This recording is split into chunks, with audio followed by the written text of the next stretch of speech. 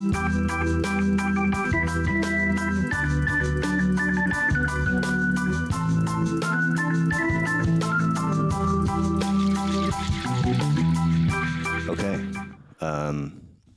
We're here. We're doing this. We think we're doing this. You could get on a plane tomorrow and land, and whenever I get around to pretending to edit this thing and discover that an element is missing or multiple elements are missing, we'll have to postpone. We'll have to claim COVID positive, and we had to move the game. And you can always blame it on COVID. Right. So, in a perfect world, this is episode number 1, Badass Records. And I'm sitting here with Jason Isaac Fisher. And we're going to talk some music. But first of all, this has been something, a lot of time and money and tests of patience to sort of get even to this point. And a lot of people have been helpful. Cousin Bob, number 1.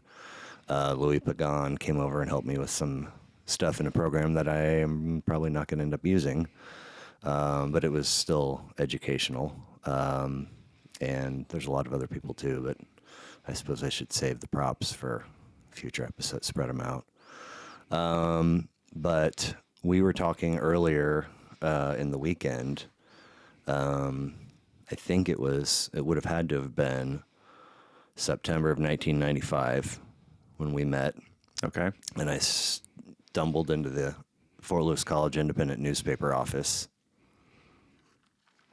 and discovered there was a breathing, functioning staff of students, aspiring journalists, putting out a newspaper every week. And here we are, 26 years later.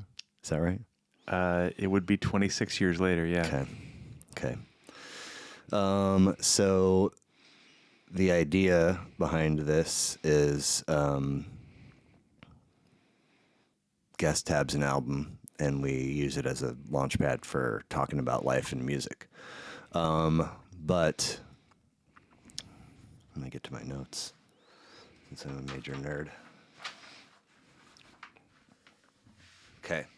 So much like the middle name conversation earlier, let me see if I have biographical details correct. Born in Schenectady, New York. Schenectady, New York, which is not near Buffalo. No, it's roughly close to the geographical center of New York. Okay. Albany is the capital of New York, on the Hudson River, north of New York City, east of Buffalo. Schenectady is the Mohawk River flows into the Hudson, and so across the Mohawk is Schenectady, which is the headquarters of General Electric, which is where my father worked when I was born. Okay. Yeah. So is that where your folks met, and how did they meet? My parents met, my dad worked for my grandfather, and that was how my parents met. My dad at the time was being sent all over the world by GE to build power plants. And so I was born in Schenectady, and then the first few years of my life lived in about a dozen different countries. Oh, yeah. Yeah. We lived in Venezuela and Taiwan and Singapore and Saudi Arabia. Indonesia was where we spent the longest period of time. My dad was working for GE, building a power plant, and then the people that he built the power plant for hired him. So he did another job for them in Jakarta, Indonesia, beyond the GE power plant. And that's where my sister was born before we moved back to the States. Okay. So it does go Jason, Emily, Ben, Sarah. No, Ben's the youngest. Ben's the youngest. Yeah. I knew that. Sarah's younger than me, then Emily, then Ben. Okay. So do you have memories of any of those places? Not really. Indonesia, I remember it rained a lot, and I went to a preschool where I was the only like non-Indonesian kid there, and I got yelled at a lot because I didn't understand the language, and we got like a half hour a week of American TV. Wow. So could you say that's where your quasi-infamous "Why are you yelling at me" came from all the way back then? It's possible. I have not explored the depths of the roots of that now. So interesting that you say not really, but you do remember that it rained a lot, and that happened with school. Because I've thought often over the years about my own memories and like for I don't know how many years it was like these are hard, wired. They're saved to the hard drive. There's a backup. These are my memories, and they are undeniable truths of how those moments in time happened in my life. And at some point, I started to probably like some random evening or late night after a lot of bad decisions, flipping through photo albums and beginning to wonder what is the percentage of actual memories that I brought with me from childhood into adulthood, and how many did I then fabricate based on looking at photographs? Yes. Or hearing other stories, hearing family tales, Yes. and then they become Yes. yours. Yes. The old, folklore around the fire pit. Yes. And there's additionally, and that this second thought was always kind of like simmering on the back burner, but so I have three younger sisters. My oldest younger sister, Tiffany, has always done like subconsciously just weird things with memories. And by weird things, mostly I mean she's heard those stories, and seen those pictures and misappropriated my memories as hers. Like, 5 or 6 scenarios spring to mind, which I always found just fascinating. And then 10 years ago, probably about 10 years ago, I started seeing this therapist, and she had been like pretty long in the marriage and family, whatever. I get all of the acronyms in that field jumbled together, but couples and marriage therapy, whatever. And she'd been doing that for a while, but she had just gotten turned on to biofeedback and Okay. brain injury, and she was like really into it, like in that fresh, like it's a new thing that I think I really might dig. It might be my lane. And I would see her for a while, and then I would stop. I would sometimes reach a point, and this is like Liberty, so I mean, pretty close to the airport. Sure. And I would always be so ambitious to say like, give me the 8 or the 9 a.m., which means 7:15 or 8:15 is that's your last to get there on time. 'Cause Right. the clock starts ticking like 10:05. Your session doesn't go to 11:05. Like Correct. Anyway, so I would reach points where I'd be driving and have all that like sort of forced meditative windshield time. This is the drive to or the drive back? To. Okay. When I was seeing her regularly, and I would have, and this has been true with almost all my therapists, but after a good session, you leave feeling better. And I think that's the point. And if you tend to leave feeling better and just, as it happens, have a drive ahead of you, it's really meditative. But conversely, if you have enough of those, like, productive quality sessions where you leave feeling good, and you actually then down the road in your life are sprinkling in the nuggets that you're getting from your therapist into your actual life and trying to improve or make changes or whatever. If you do that long enough, then I started having this experience where I'm driving to therapy being like, what am I going to talk about? What am I going to bring up? And it even starts in the shower, or perhaps the night before when you see your reminder or set your alarm. Anyway, Right. so she just told a lot of stories, quick little snippets over time about people that she either had worked with or was working with where, you know, a couple that's been married for 60 years is now having this just like horrible existence together. And,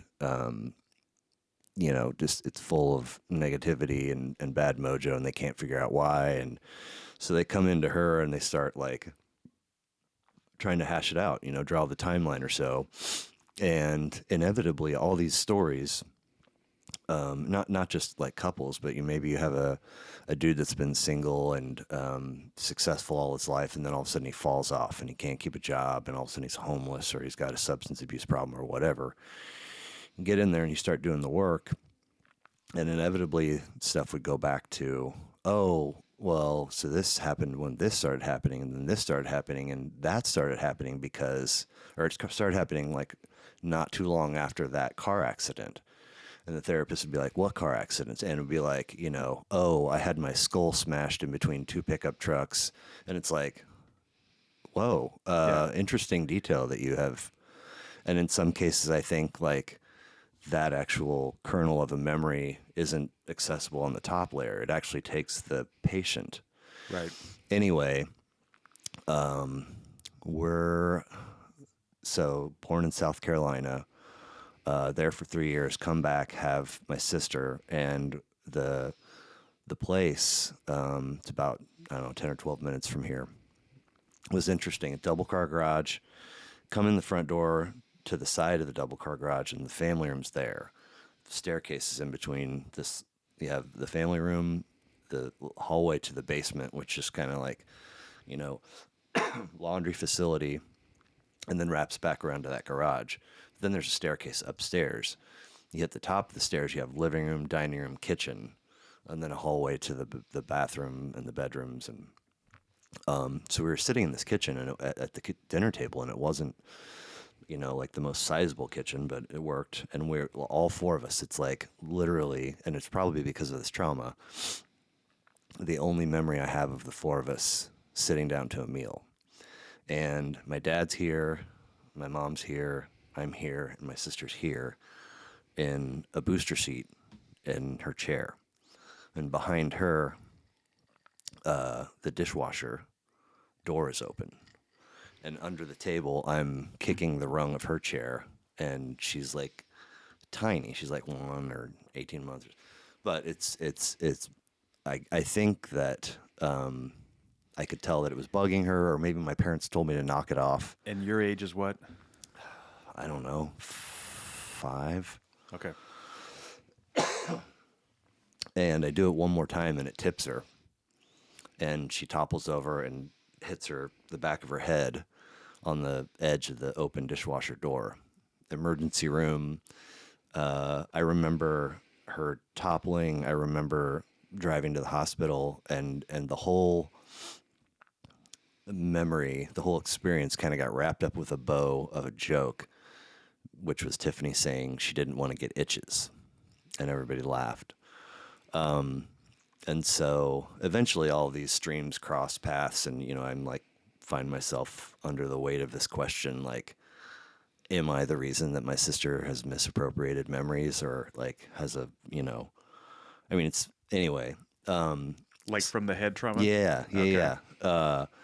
And so a week or so ago, I was watching something, maybe it was a stand-up bit, I don't remember, but whoever was speaking brought up this idea of memories.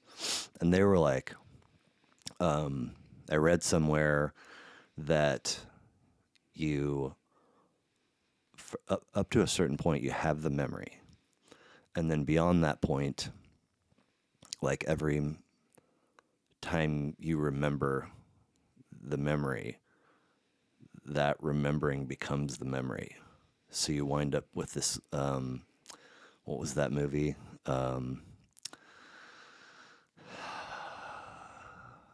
Inception. Okay. You wind up with this like sort of The dream inside the dream. peeling away of Yeah. layers to like, you know. Well, as you get further generations removed, does it become less accurate?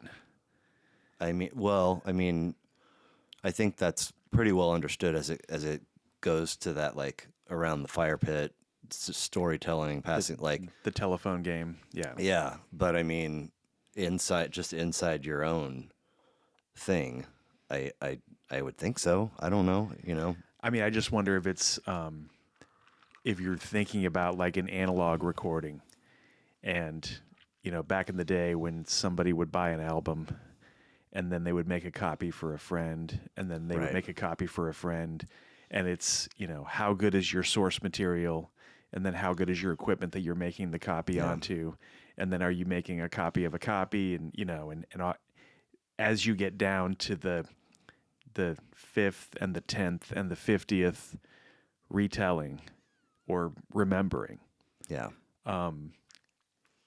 are you losing connection with the source material? How much are you losing?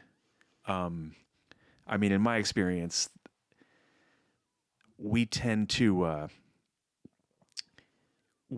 remember ourselves obviously more favorably in our memories than may be accurate, and we tend to obviously we reinforce our own narratives and the fables that we create about ourselves and our past, right? Yeah. Yeah, I remember in my heyday of Fish bootleg cassettes. I was just hungry to get, a copy of any show that I didn't have. Anybody that would meet that have a show, can I borrow, blah, blah, blah.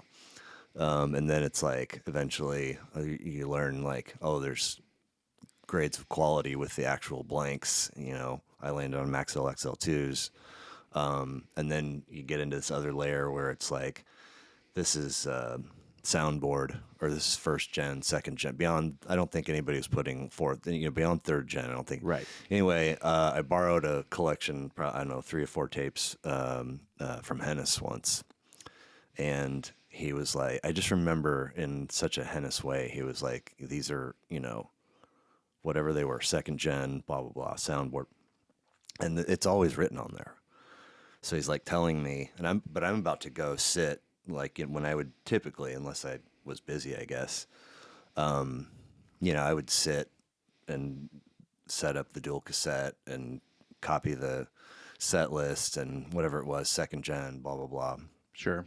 And for whatever reason, probably just because I was being a selfish little bitch, I stuck the copy that I made back into, or I did something that was deceitful and it was not cool.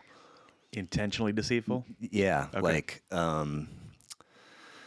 Like I don't know if I was motivated to like passive aggressively point out like the snobbiness that I felt, or if it occurred to me that maybe I had always been like, oh, it doesn't make a difference. And then I learned that it did. And either I wanted to see if he would notice or if, I don't know. So, because if you get your hands on a second gen and you make a copy of it, and I would make this mistake a lot. Like I'm writing my set list and, venue, date, blah, blah, blah. And I write second gen. And he's probably the one that pointed out to me, this probably had some, it's like, Yeah. that's third gen now. And I'd be like, second gen, bro. Like I made a copy of maybe it's second gen A, anyway. And 2.1. so I don't know, like if he was just like inspecting, like a good librarian, his return elements before he put them back on the shelf, or if he like actually happened to pull that one out and listen to it. But not too long after, he was like, yo, I was like, what's up? And he was like, you swapped the copies. And I was like, huh? Like, what? Just, I don't know if I ended up making it right, or if I tried to just lie my way out of it. I don't know what ended up happening. But Sure. anyway, so I have been somewhat obsessed with this idea of the musical journey. And I know that music was big in my mom's family. Like, there's stories of, my Nana ragtime on the piano, and everybody's just a gay old time, and everybody's got, Star Search talent, but there's this undiscovered little. My dad's house, I don't think so. In fact, there's lots of stories about how, because they met in high school, in the same, basically, for sure, the same diocese of the basketball games that we watch today. Like, Okay. earlier, like, he's like rich, getting basketball, all this stuff, and he's like, Hugh Johnson from Rockers. I'm like, wow, he's got it in his head that that's where he's destined for high school. You've heard of Rockers before, like I have, yes. Tony Temple. Anyway, there's lots of stories of my dad just constantly being over at my mom's because it was more fun and he felt more welcome there. But fast forward to, I remember in that same house over at 83rd and Lamar, for Christmas one year, my dad got me vinyl copies of Rupert Holmes' The Stranger, Okay. Pina Colada song, Sure.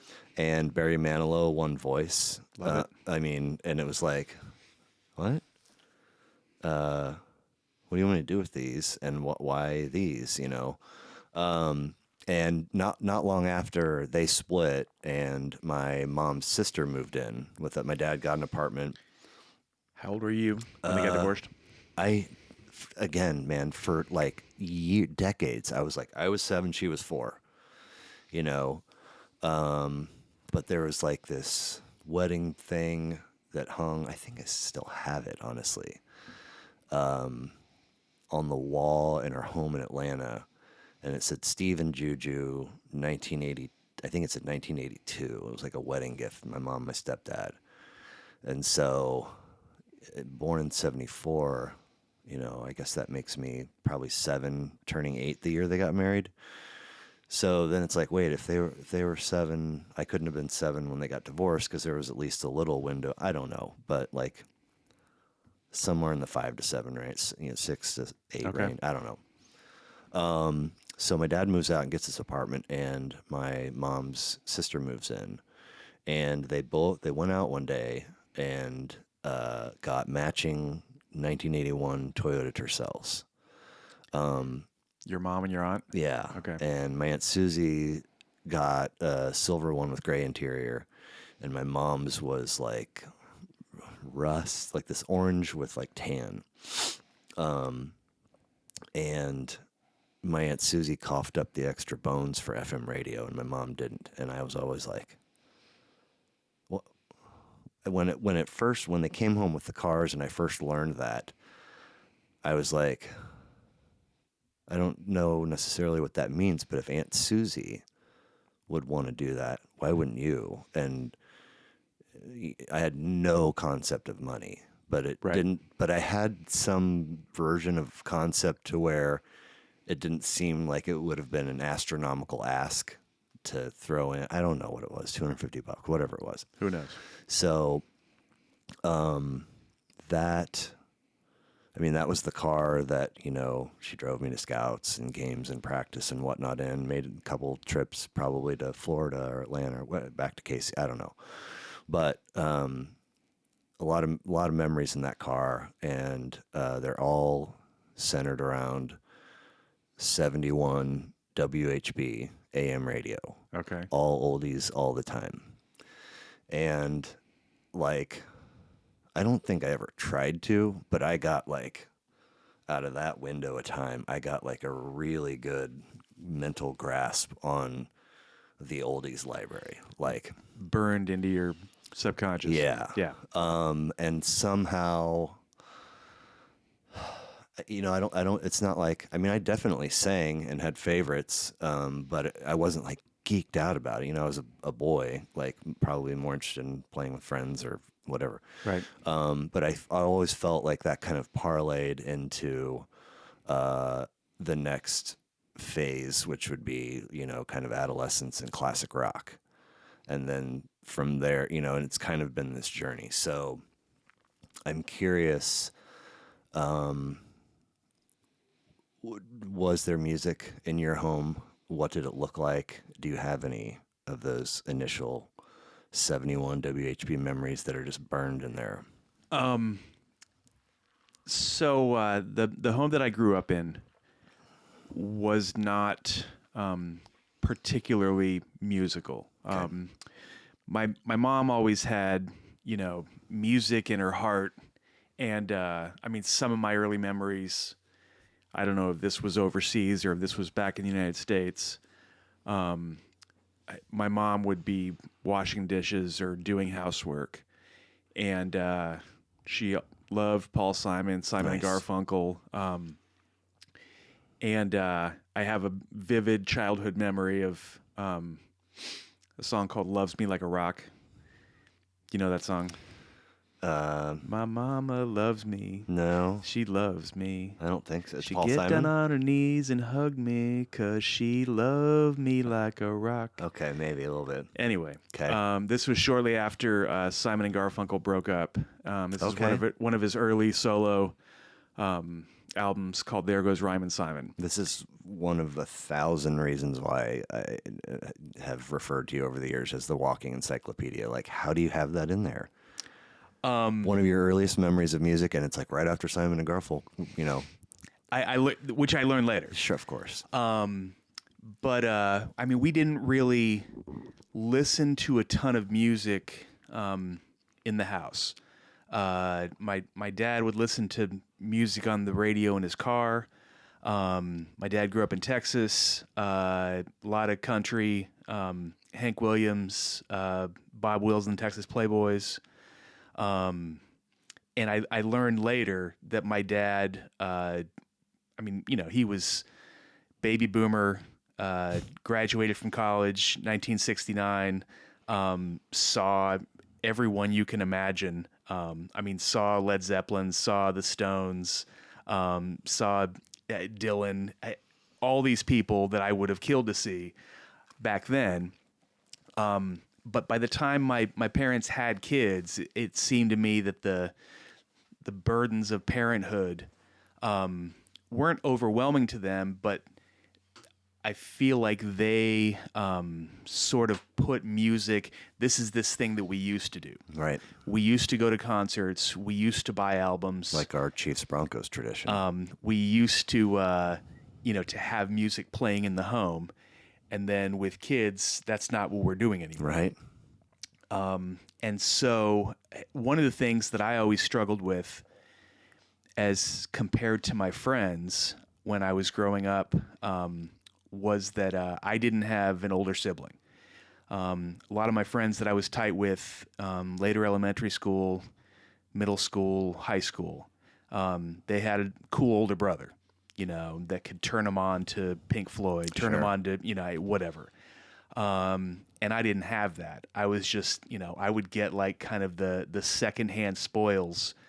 And it was a pattern for me when I was getting into adolescence that I would be listening to something, into something, and one of my friends would be like, "What are you doing?" Wait, listening to something into something. What now? I'm into some piece of music. Okay. Okay. And I'm into it because it's on the radio or it's on MTV, and my buddy would straighten me out. I see. Very interesting. And my buddy would typically say, "Yeah, I used to listen to that too," until my brother, came home from school, Called me a fag or and something. said, "What are you doing? Take that off. Listen to this. This is a more acceptable substitute for the crap that you're playing right now."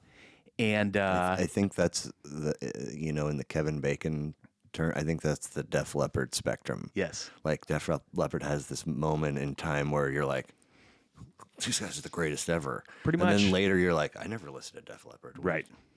And then later you're like, Def Leppard still pretty all right. But going back to family, that wasn't the seed for where my love of music came from. It didn't really come from my Okay. parents. It didn't really come from what I saw or what I heard in my home growing up. There were But a a lot little of bit in the car.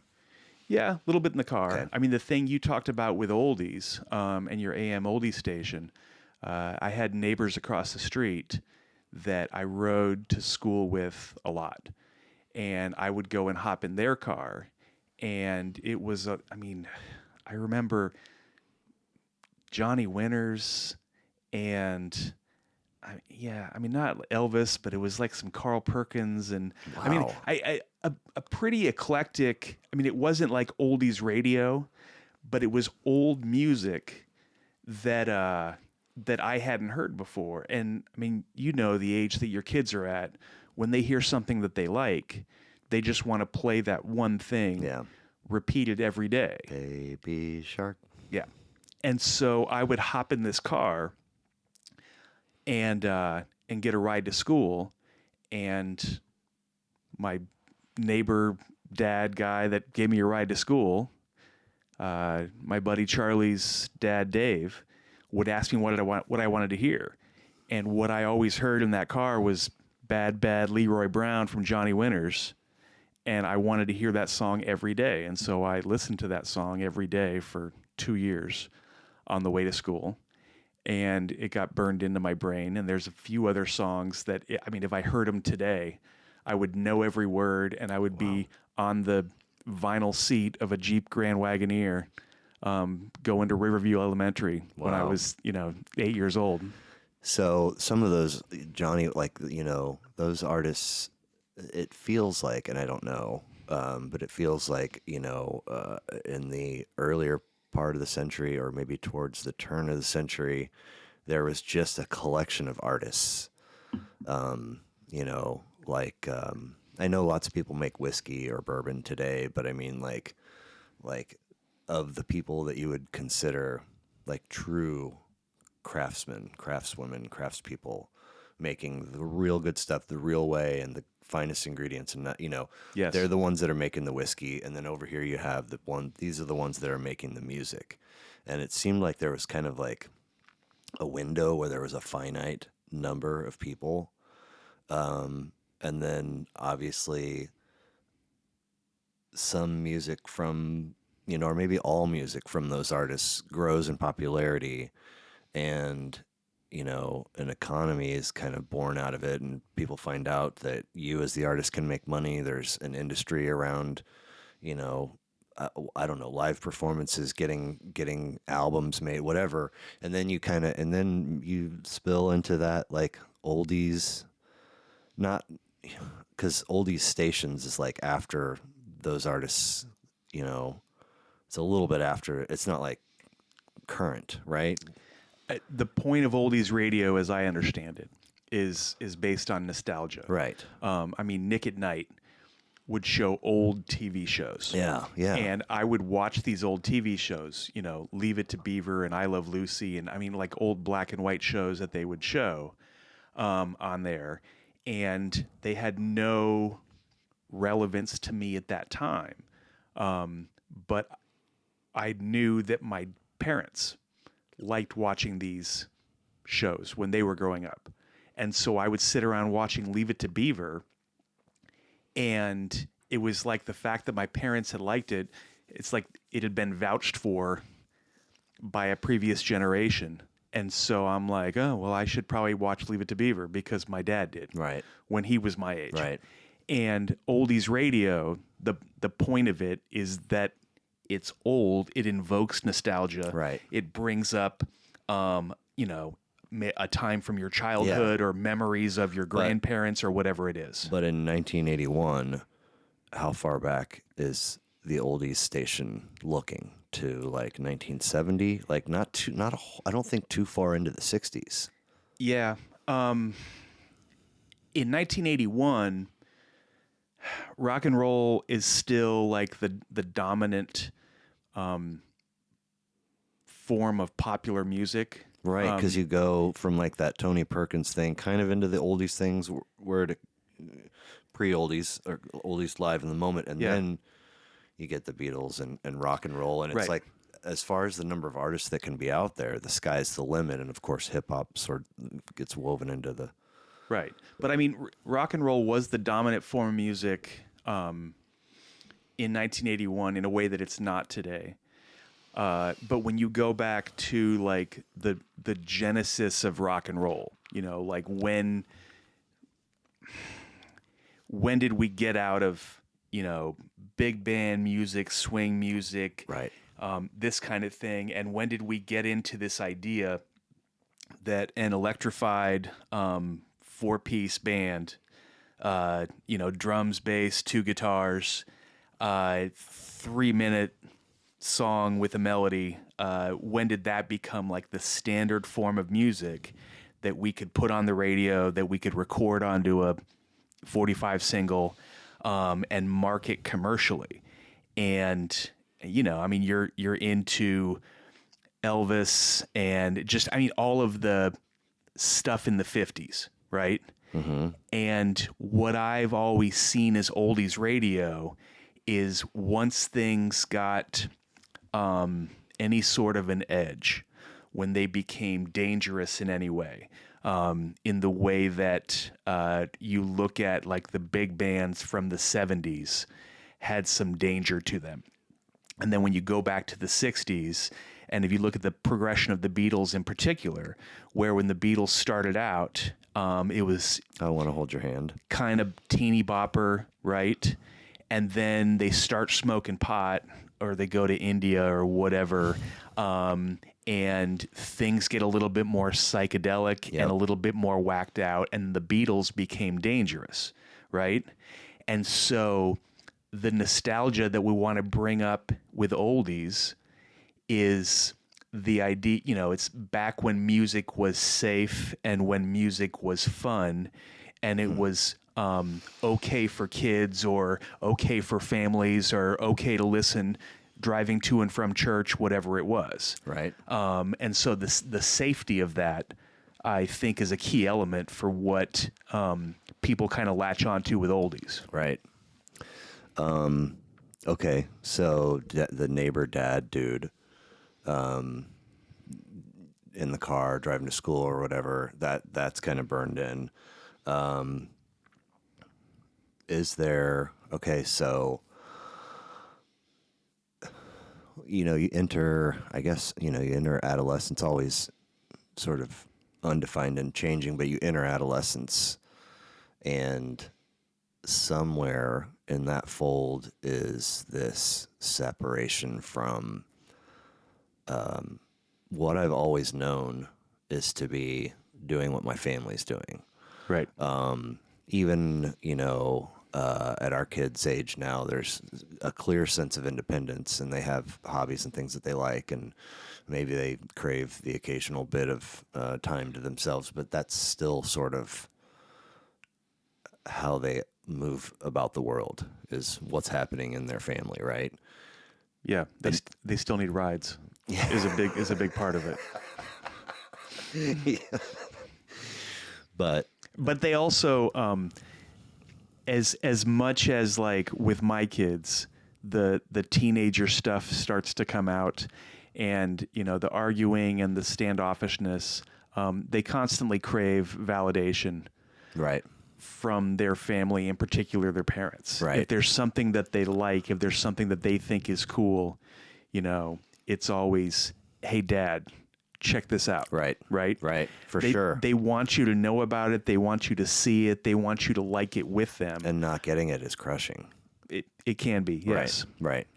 But, you know, at some point, and obviously every kid is different, but at some point you step into that ether of, you know, your kid is preferring, I mean, I would, whatever, I hope this doesn't happen, but I think it's inevitable, but your kid, like most of their downtime at home, they're in their room or they're off doing their own thing. Right.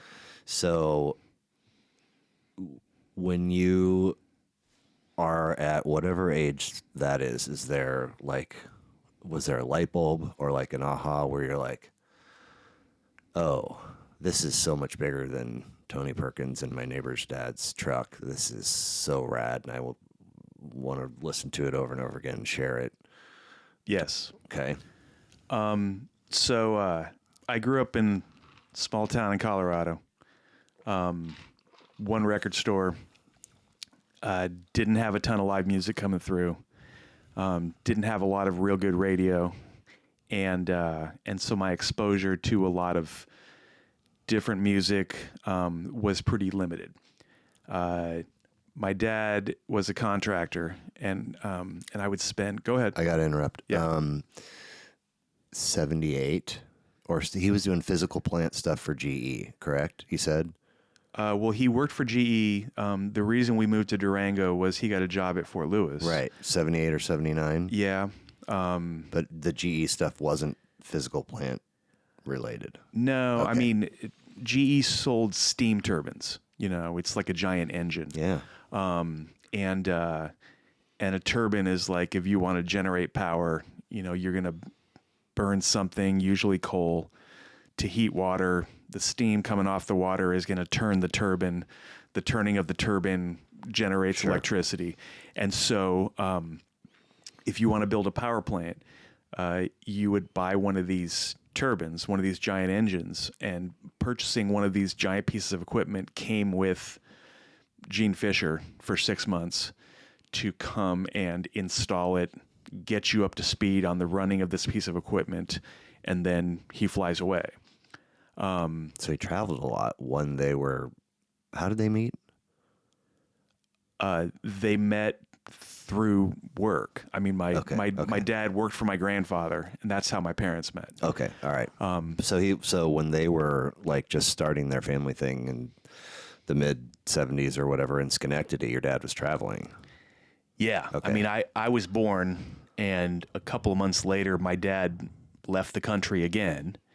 And my mom had a decision of like, do I stay in the United States and raise this kid by myself until he comes back? Wow. Or do I go and travel with him? And so they traveled together for a few years. And then my mom got to the point, the family story is we were living in a hotel in Venezuela, and I was 2 or 3 years old, and I was hanging out by the pool. And my mom is just sitting on a chair reading a book, and a giant iguana comes out of the jungle. And my mom looks at me, and there's a, like 4-foot iguana next to me. And my mom goes and scoops me up and pretty much just went to the airport and said, I'm going back to America.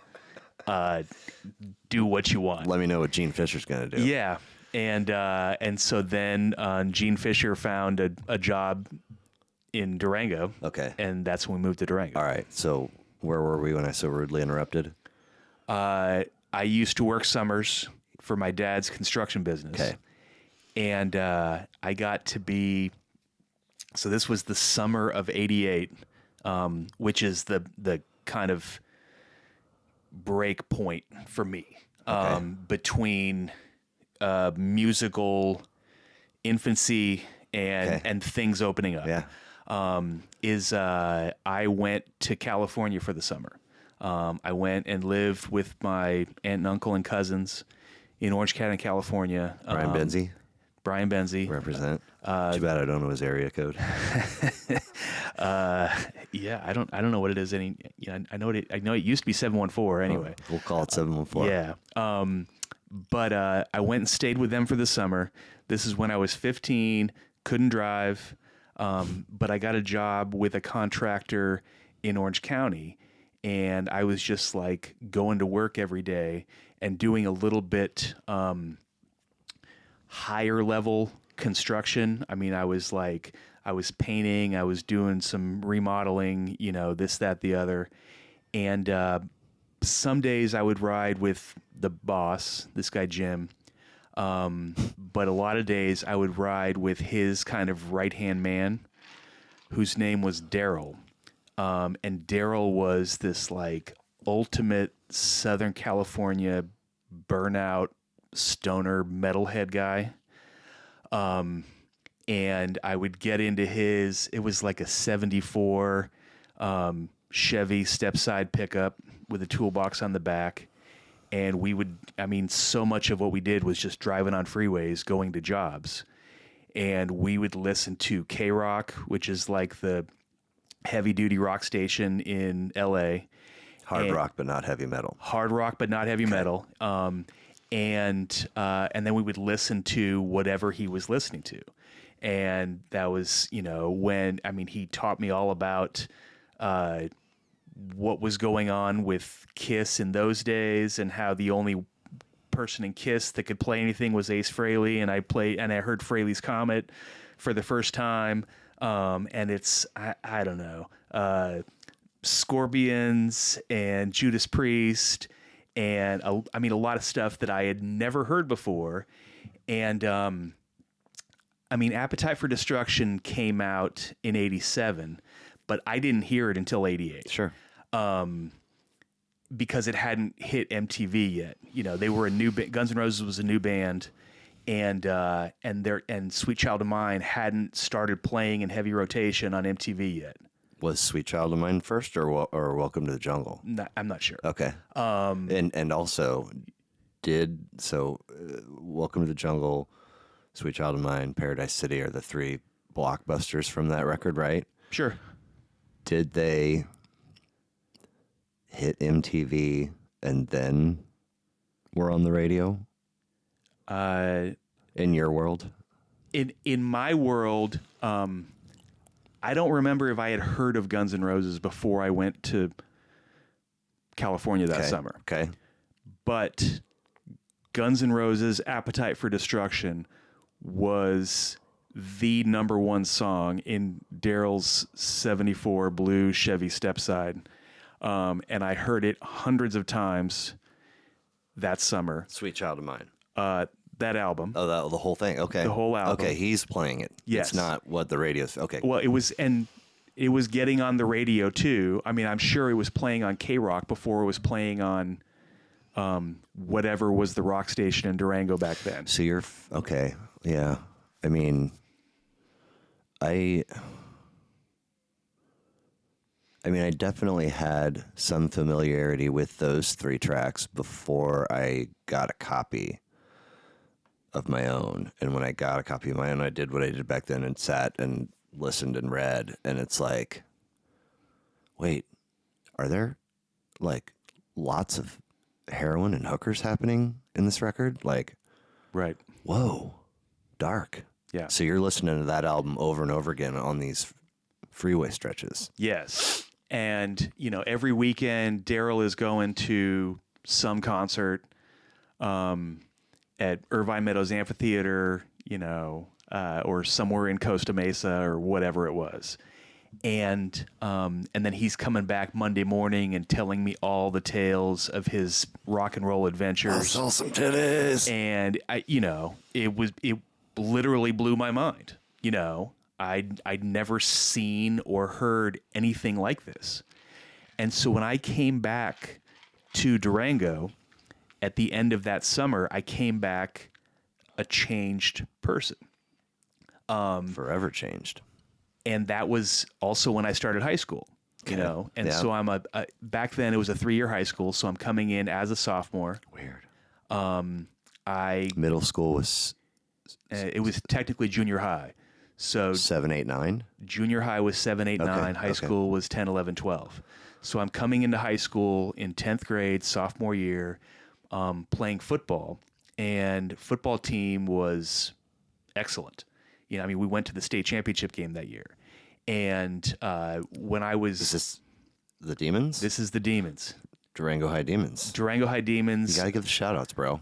Yes. We already got the merch line uniform with the new, right? With the new regime. Durango High School Demons, obviously everyone knows, won their first Colorado State Championship last year.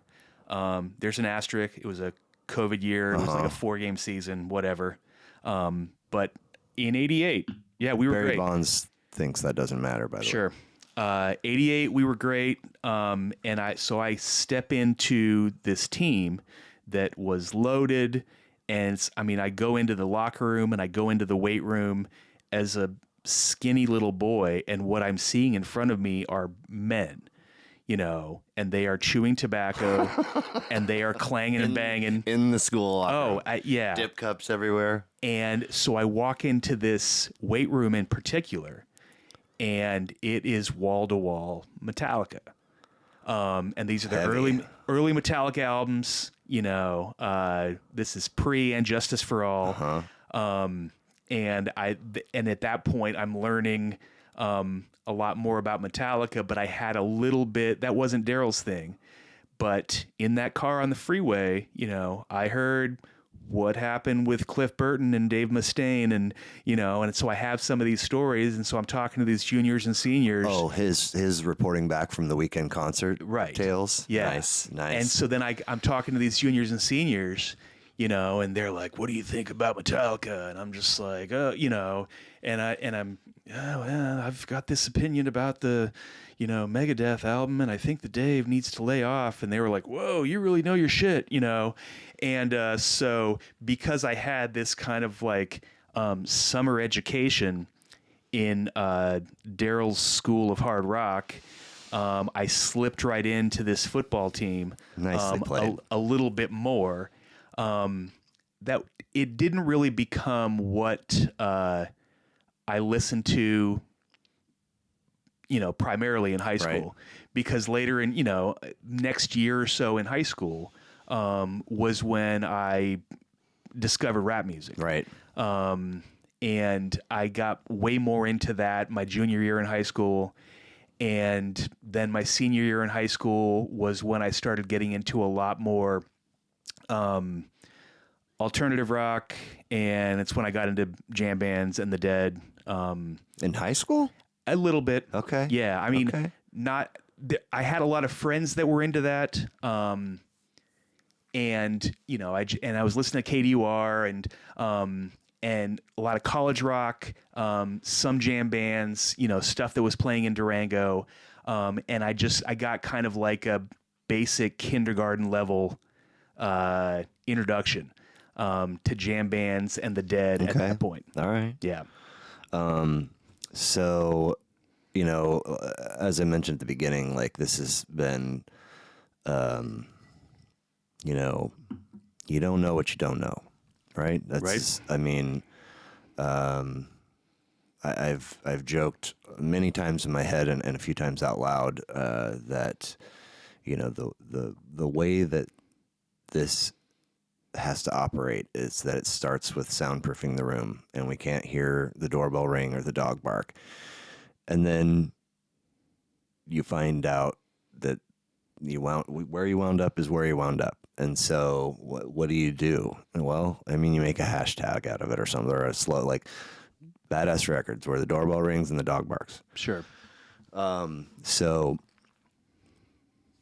a lot of the points or ideas or pieces of progress in getting this, they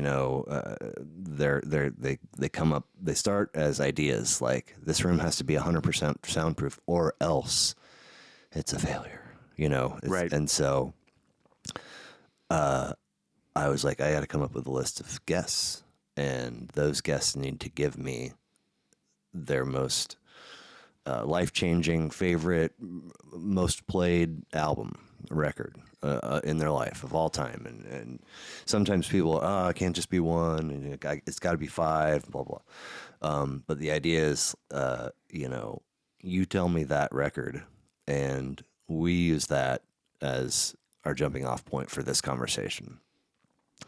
So I made a list at some point and put it in an email or a Word document or something, and I printed it off, and I've made like a few edits. It's mostly just a huge list of names of people I'm pretty sure would be open to say yes. And if they already have, if I've already pitched the idea and they've said yes,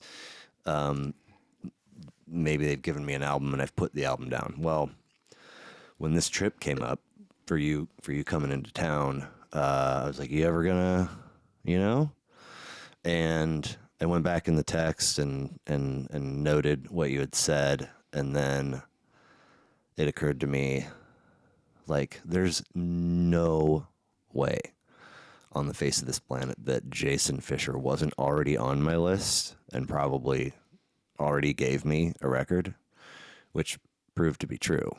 So when I asked you just prior to coming in town, you said a couple of things. First, you said, I mean, I don't want to do something that came out before I started buying records. And that struck me as really fascinating. Okay. And I want to know why. That my whole thing was saying that. I mean, it's not that music doesn't count. Obviously, some of my favorite music that I've ever listened to was recorded before I was born. And to me, it doesn't matter when you come across something. What matters is that you come across something, and that you give it a good listen. And if it is impactful for you, then you open it up and let it do what it's going to do. I wanted to when you described this project. One of the things, as I look back upon all the albums that have made an impact in my life, the ones that have affected me the deepest were ones that I felt more a part of the time that they were made. Okay. You were out of the Matrix. Right. Right? Yeah, I mean, and it's whatever. You're alive, you're aware of music, you have opinions, and a new thing comes out, and you know that it's new for the rest of the world too. Yeah. So the time that Nirvana got big, Nevermind could not have been recorded or produced in any other time other than whatever it was in the early 90s, 91 or 92, whatever. Seattle grunge scene, and it really just kind of spilled into the rest of the country. I mean, it's timeless classic music, but it needed to come from that place and time. And my connection with that music has to do with how old I was at that time, what I was listening to at that time, and what emotions that it evoked for me then. Whereas, I mean, if I listen to Neil Young from the early 70s, I can get some of the same stuff that I might get off of something that came out when I was in high school or when I was in college, but it doesn't hit me the same way. Right. Because at the time I'm listening to it, you know, Neil Young is an old man. And I mean, I think Neil Young is a visionary genius, but I don't have the same peer connection with him than I do with artists who are closer in age to me, and who were and are producing music at the time when I'm plugged in to the music that they're producing. Does that make sense? It does, and it's really remarkable because it's the opposite for me, I think. High school buddies text thread, something... Did we just have like a big Kurt Cobain anniversary, like 30 years? I mean, something insane, like just a few months ago, I feel. Anyway, Nirvana. Yeah, it would have been the 30th anniversary of Nevermind. Okay, that's what it was. Yeah. And it was it was social media and on the news. So we're talking about it in our thread, and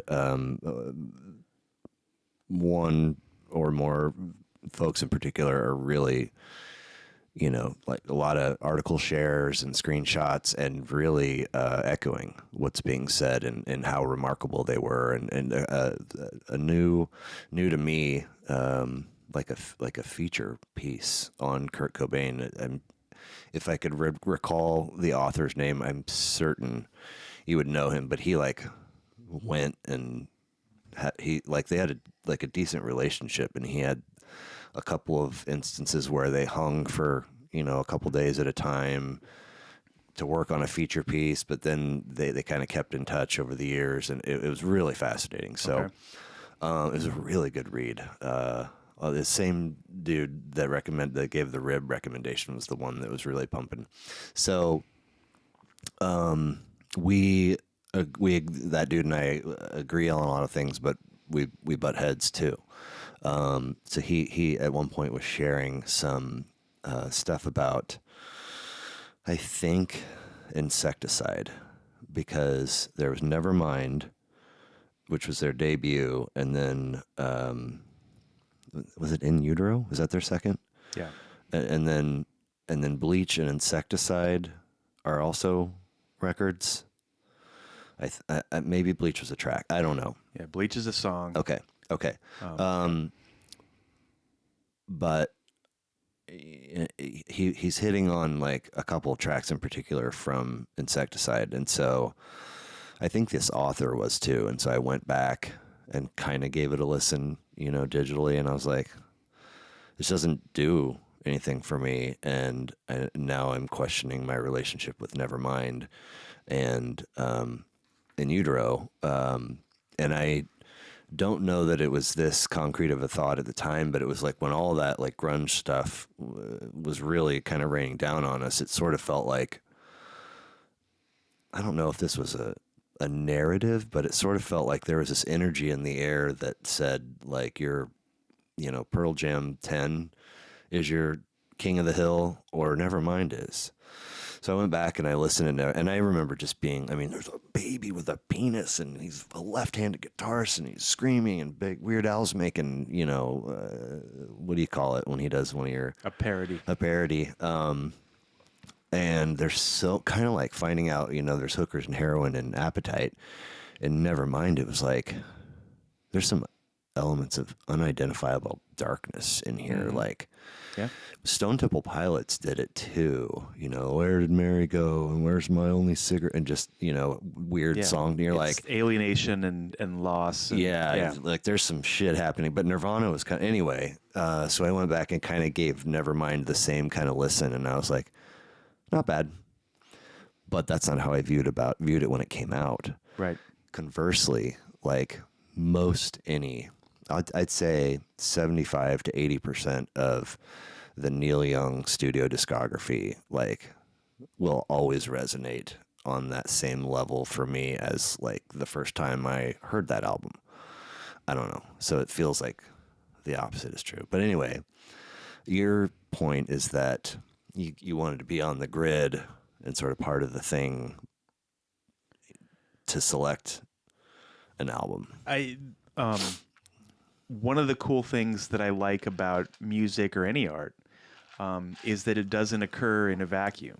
One of the reasons that I enjoy going to shows is that I get to participate in the music.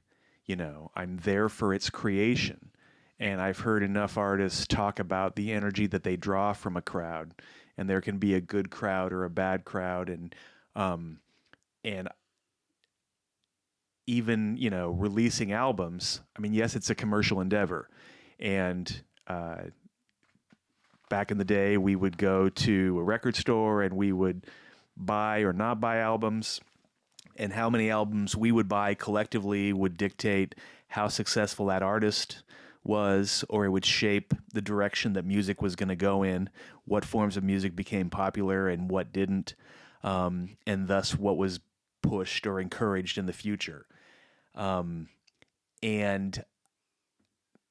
It's a very small part to play. It's like voting in an election, right? But if you do vote in an election, you have a stake in what happens in your government, correct? And so if I'm... In theory, I think, yeah. In theory. And so if I'm participating in what is happening with music at that moment... Putting down your money. I'm putting down my money. I'm paying attention. I'm watching or listening to whatever is there. I do feel more of a connection with it versus something that is an artifact from the past. Interesting. Yeah. So in that same... it's always... I have so many opinions about language written that it's like troublesome to me and cumbersome, and you've taken the occasional jab at Alex with his punctuation and text, but I can't stand it if you have 7 thoughts that you want to share to me, and that means I'm getting 7 texts from you, because it makes me crazy.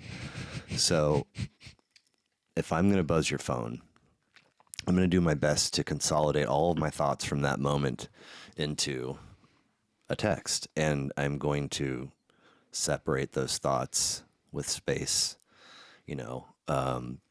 And, you know, if it's a person that I text very frequently with, you know, I've had a number of experiences where they kind of fall into that habit too. And then we're constantly, the next text is me responding to your paragraph one and my two to your two, Right. which they're not like paragraphs, you know, it's weird to call them paragraphs, but, so in that same paragraph of that text message where you said you didn't want to do something that came up before you started buying records, you also said, I don't want to do Southeastern, which I understand your reasons for not wanting to do it, but it makes me have to force you to say that that is without question his best record, or it is not. Okay. Oh, yeah, of course.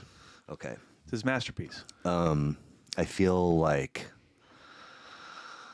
and I don't bring this up because I have any interest in taking away from any of his other records. I think he's phenomenal. And I think that, like any music fan who has artists in their queue that they love and they listen to, favorites are always going to vary, right? Right. I mean, one man's trash, but I never was able to. What were the last two that he put out? The pandemic one was Reunions. Okay. And then the one before that, was it the Nashville Sound? Yes, the Nashville. I don't think that I have Reunions, so I can't make a comment on that. But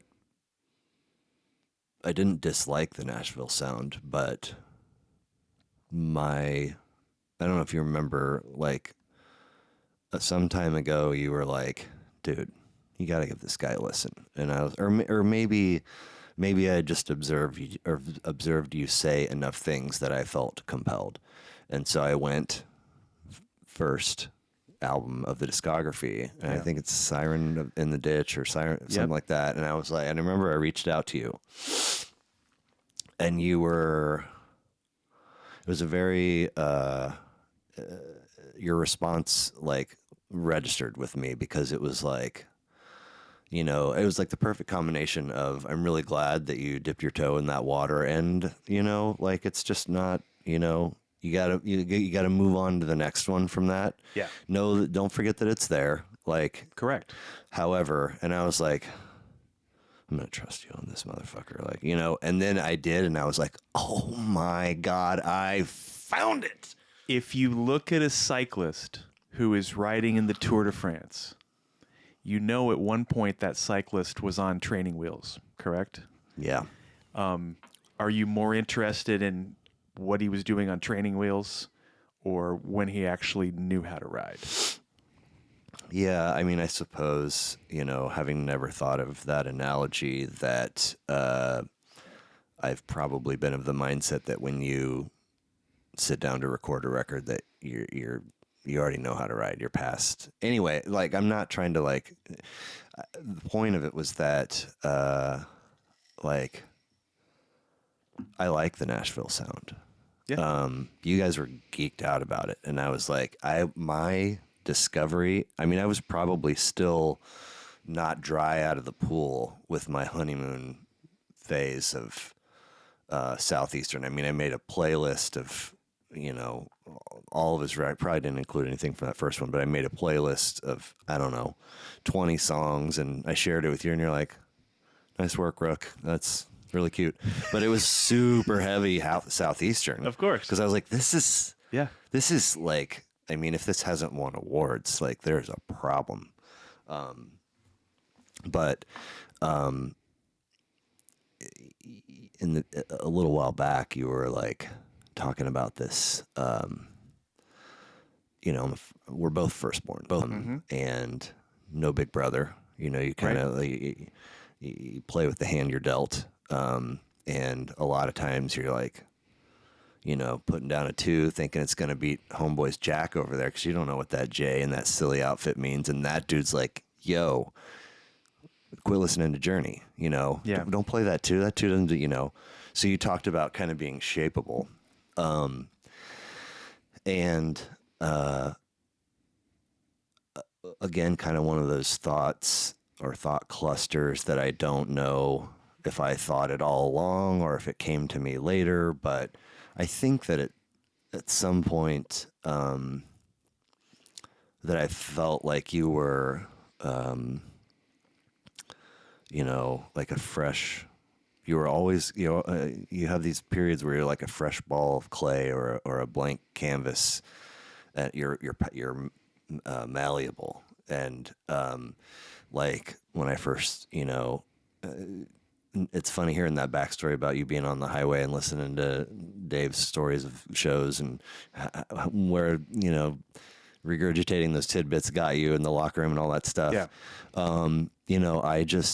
I never had that. So to hear you, be able to riff and offer opinions and details about like really anything from the metal scene 26 years ago was kind of like, wow, like, I mean, okay, like you had a metal period or whatever. And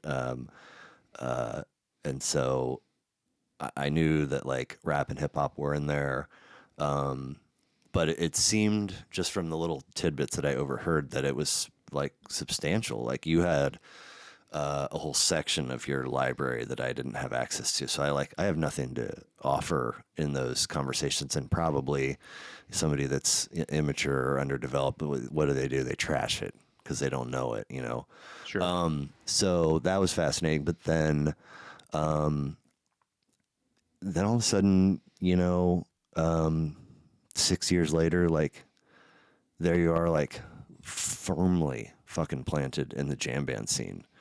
And, lots of trips, lots of traveling to see lots of shows, mostly widespread, but like also some festivals or some like multi-art anyway.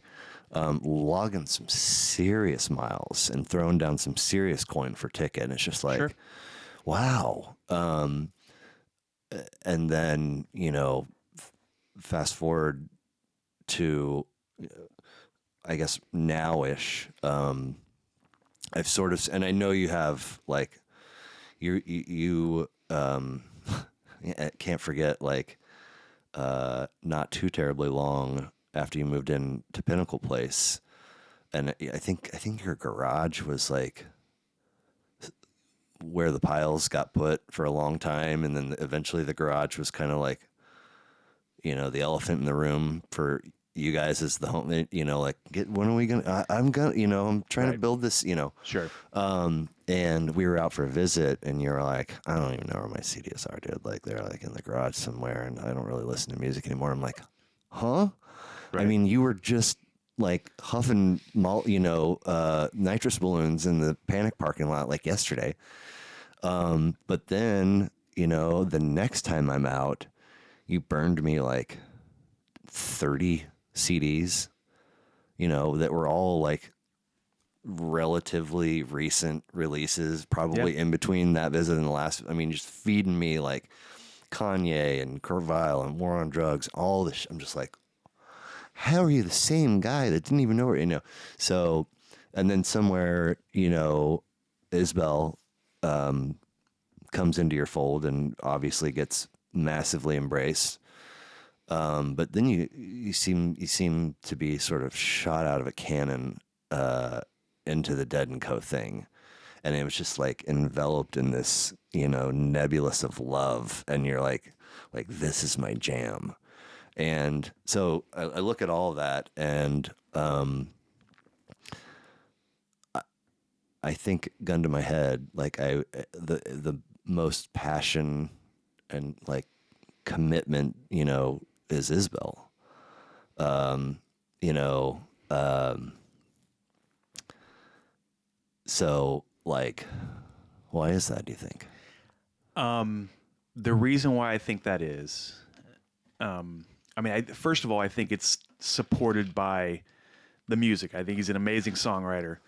And I mean, we're similar in age, and we have some life experiences that that are reflective of each other. You know, I mean, I see myself in him more than a lot of artists, and I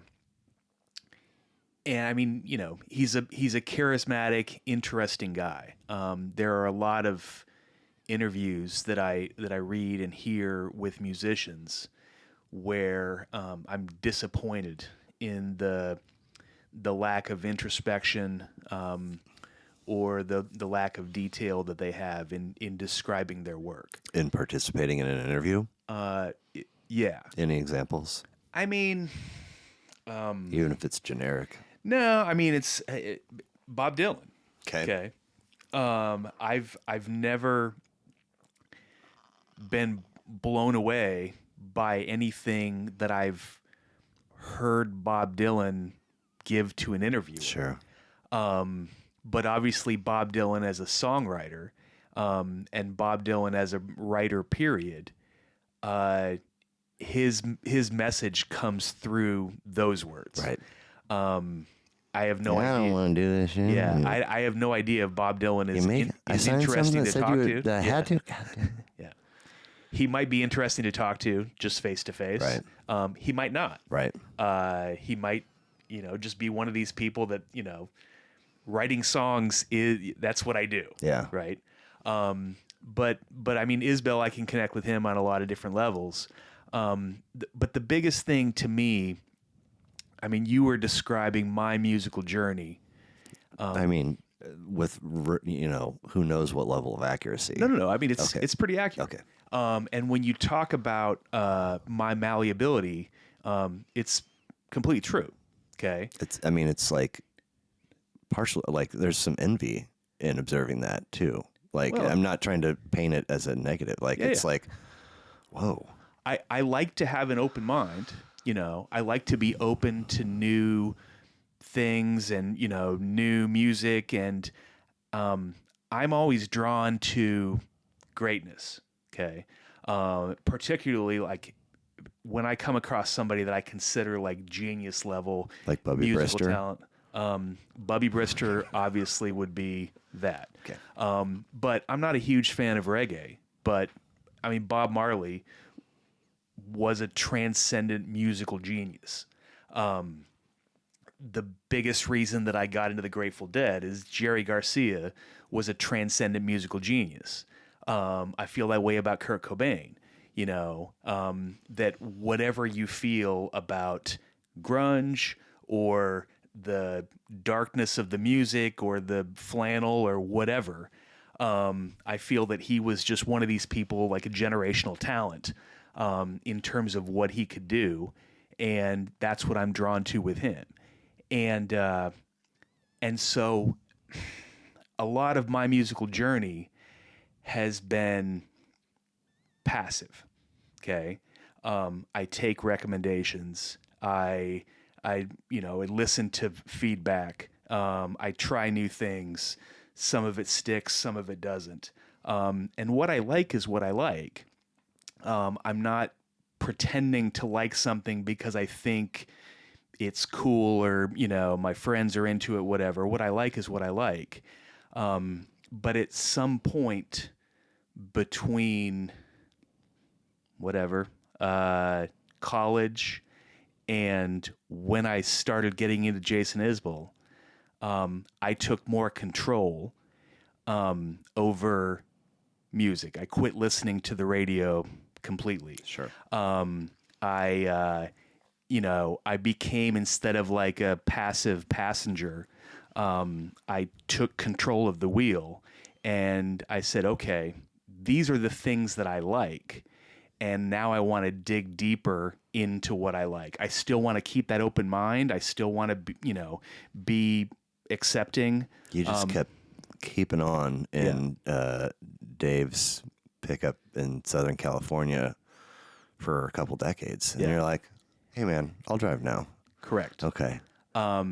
And so that was the point that I was at when Southeastern came out. I mean, before that, I had a lot of connection with Jason Isbell.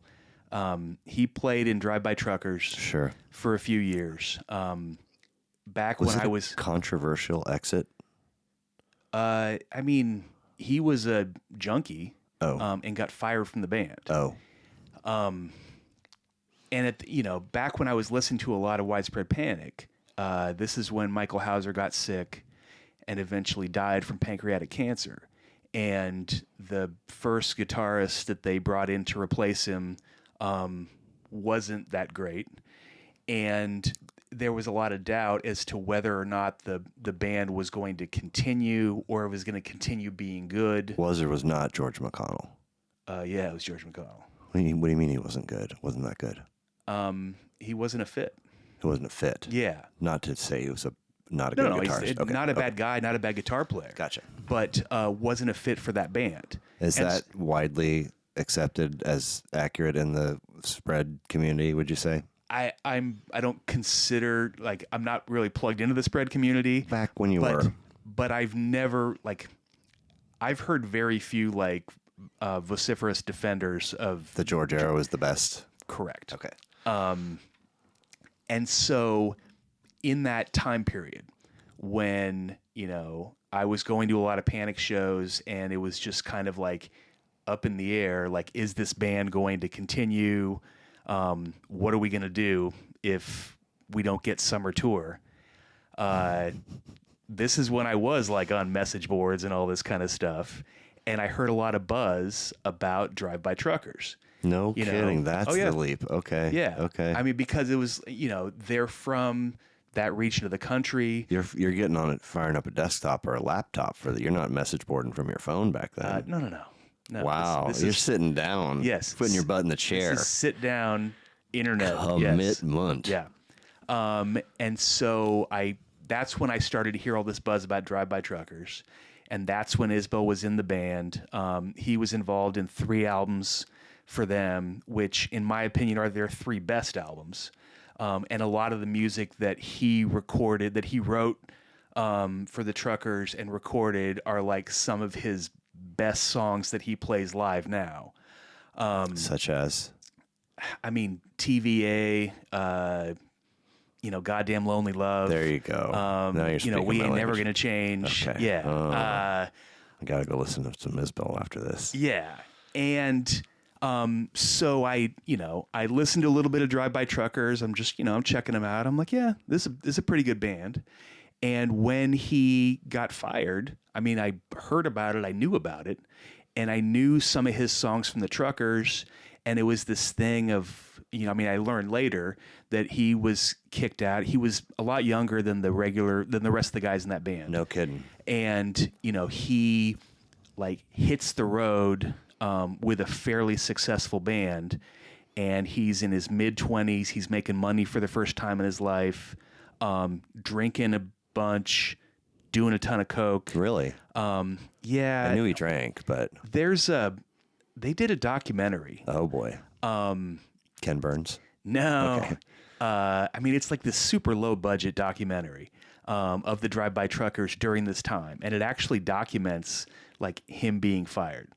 And when you see him like in this documentary, he's just super immature. He's really, bloated. He doesn't look healthy. He was married to the bass player at that time, and he was a mess. Okay. And then they fire him, but he does this interview for the documentary, and he's like, "Well, I'm just gonna, go and start a band, whatever," which is what he did. And was it a good documentary? For Isbell fans or not? Yes. Okay. I'm also a sucker for just about any music documentary. One of my favorite movies that's ever been made was the documentary about Metallica called Some Kind of Monster. Have you ever seen it?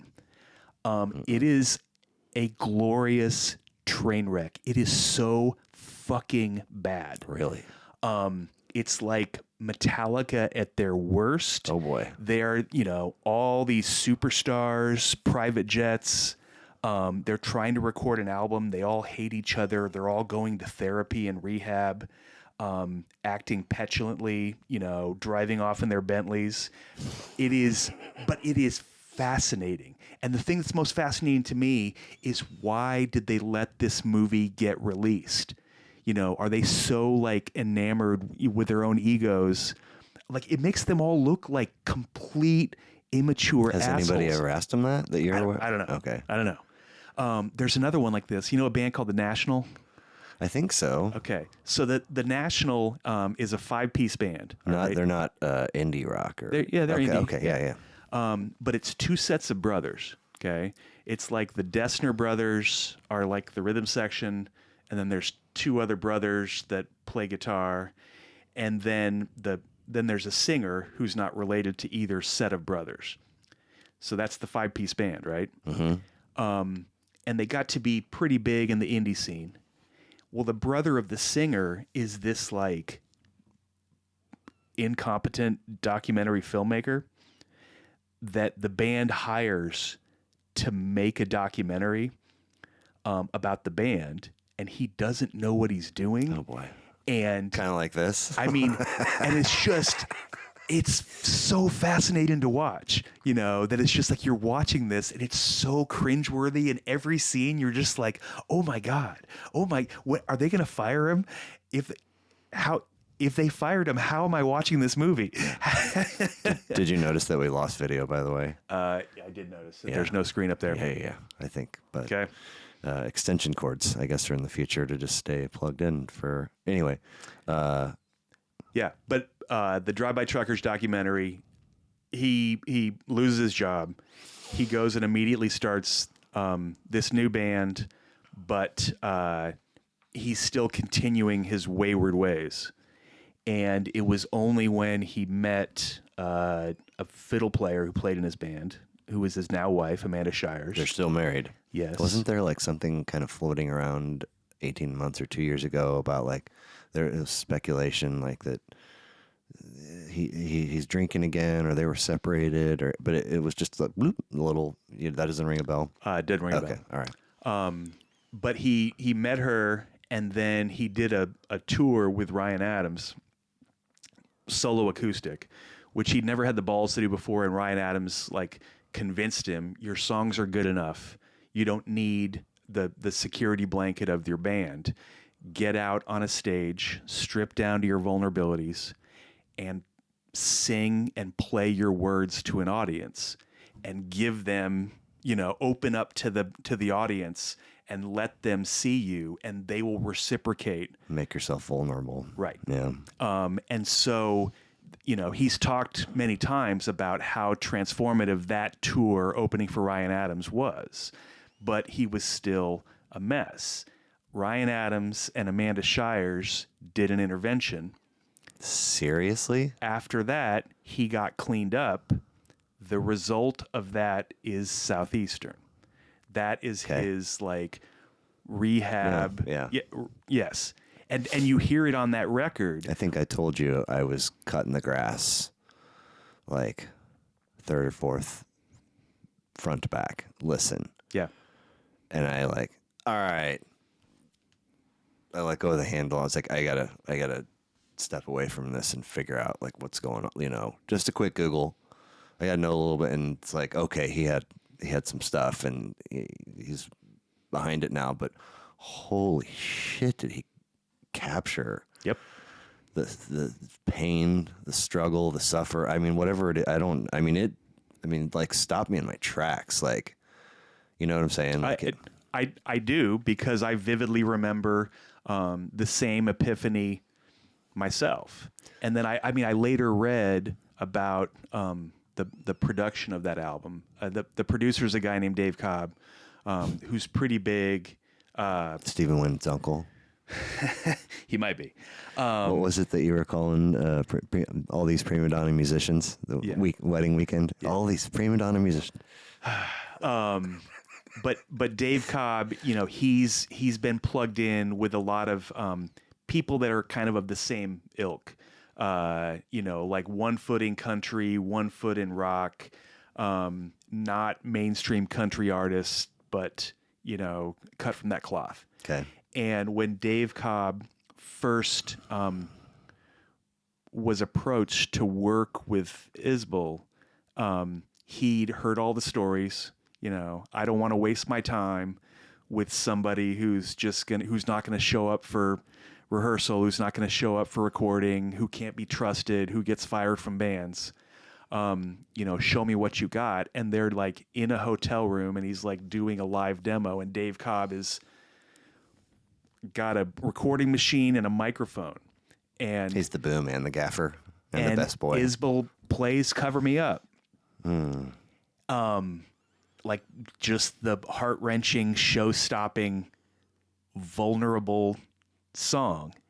And Dave Cobb is holding the mic. Till someone needs medical attention or the magnolias bloom. He's holding the mic, and he's like, his hand is shaking. He's like, I have to get this, because what I'm hearing in this hotel room is maybe the best thing I've ever heard in my life.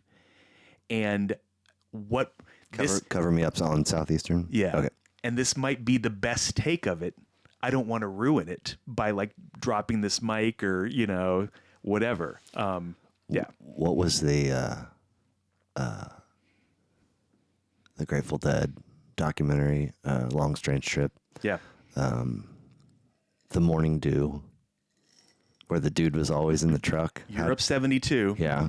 He comes out to do something, whatever, and he gets busted by Jerry because he's in the crowd.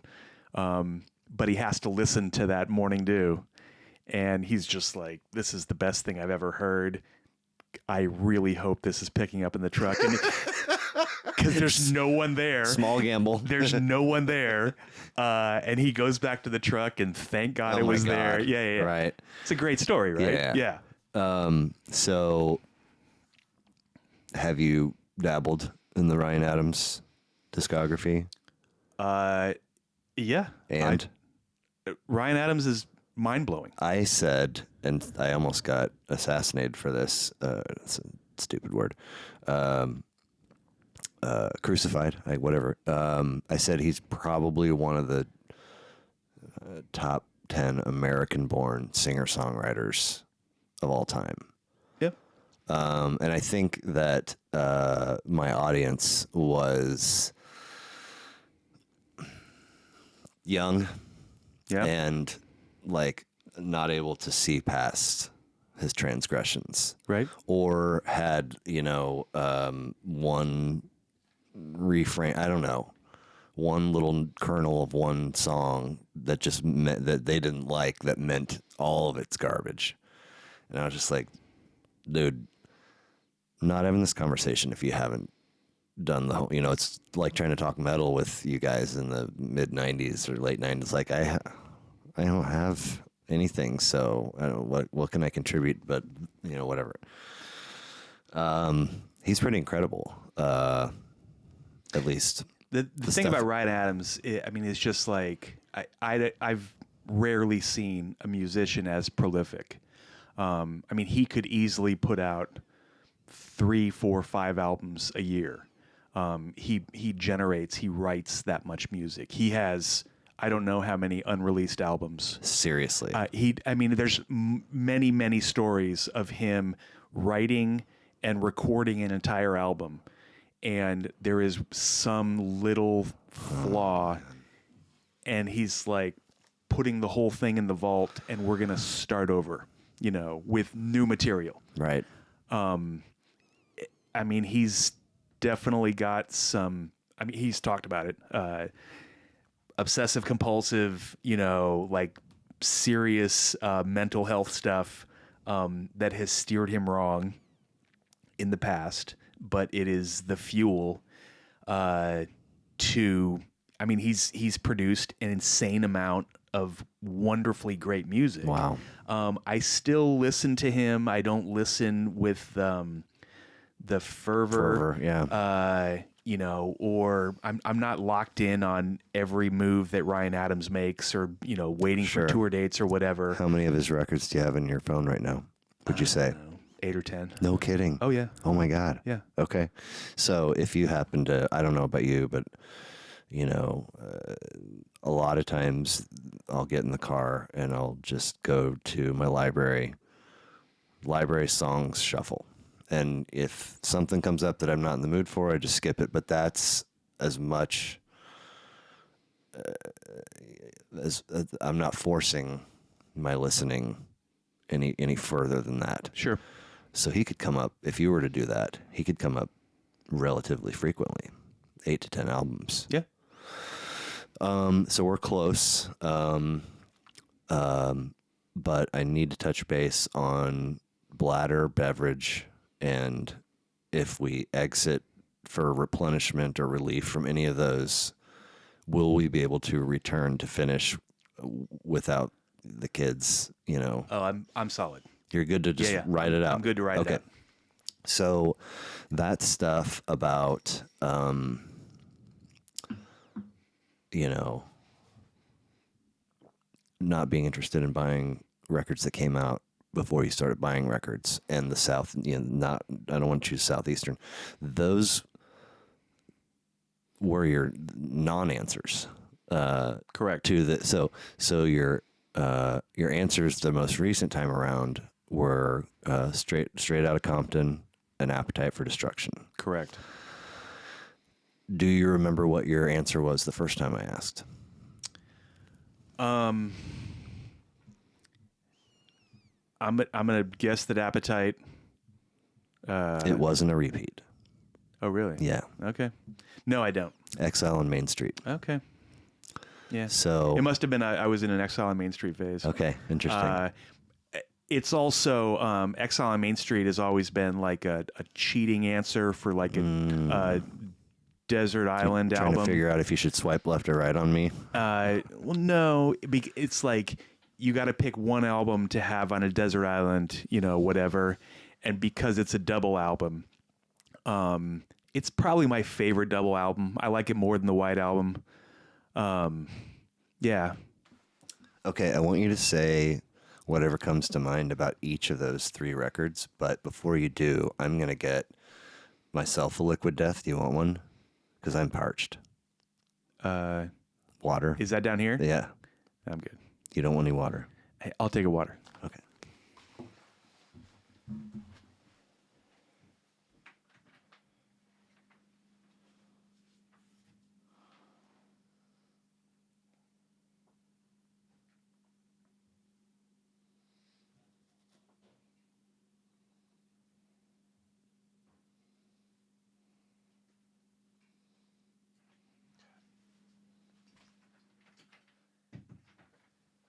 Can't believe the package lost.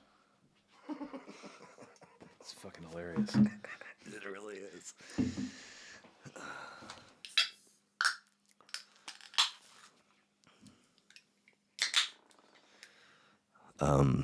How bizarre is it that an hour and 40 minutes in, we haven't like heard a peep, or I haven't heard a peep with the cans on, or we haven't had an interruption. Like, what do you think's happening up there? I'm thinking that either they did find a movie or something like that. Knowing my kids, if Eva feels tired, she'll just go to bed. And she won't have to say, good night, I love you, to come tuck me in. No, not if she knows that we're doing Okay, this, whatever. okay. She'll just go to bed. And Jackson will stay up as late as he can.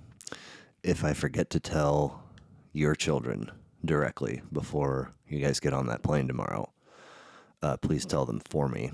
Hopefully I'll remember. I was thinking about this in the shower today. There's really no way you can ever know what it's like to have sweet kids until you have sweet kids.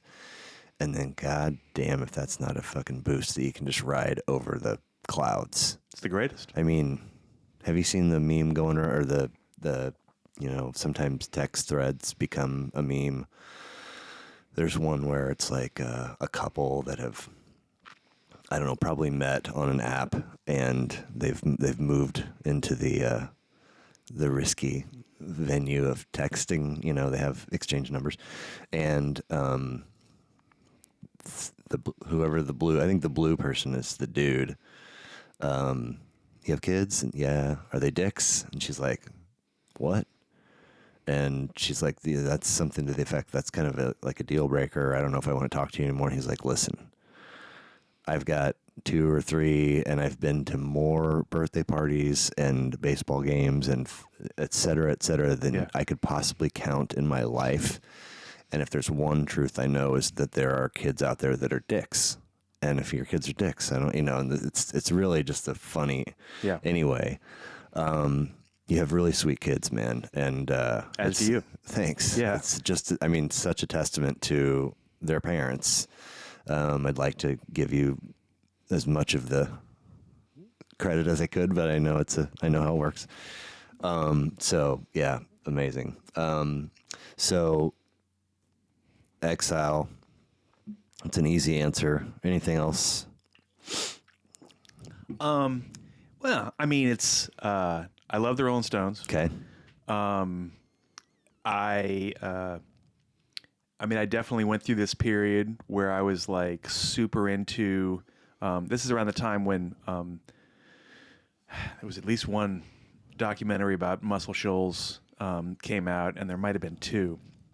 And I mean, going back to Drive By Truckers, Patterson Hood, who's like one of the 2 main guys in Drive By Truckers, his dad was one of the session musicians at Fame Studios in Muscle Shoals that sat in and played on all these great albums that came out of there, from, you know, Aretha Franklin and Exile on Main Street, and all the people that came down to Muscle Shoals to record.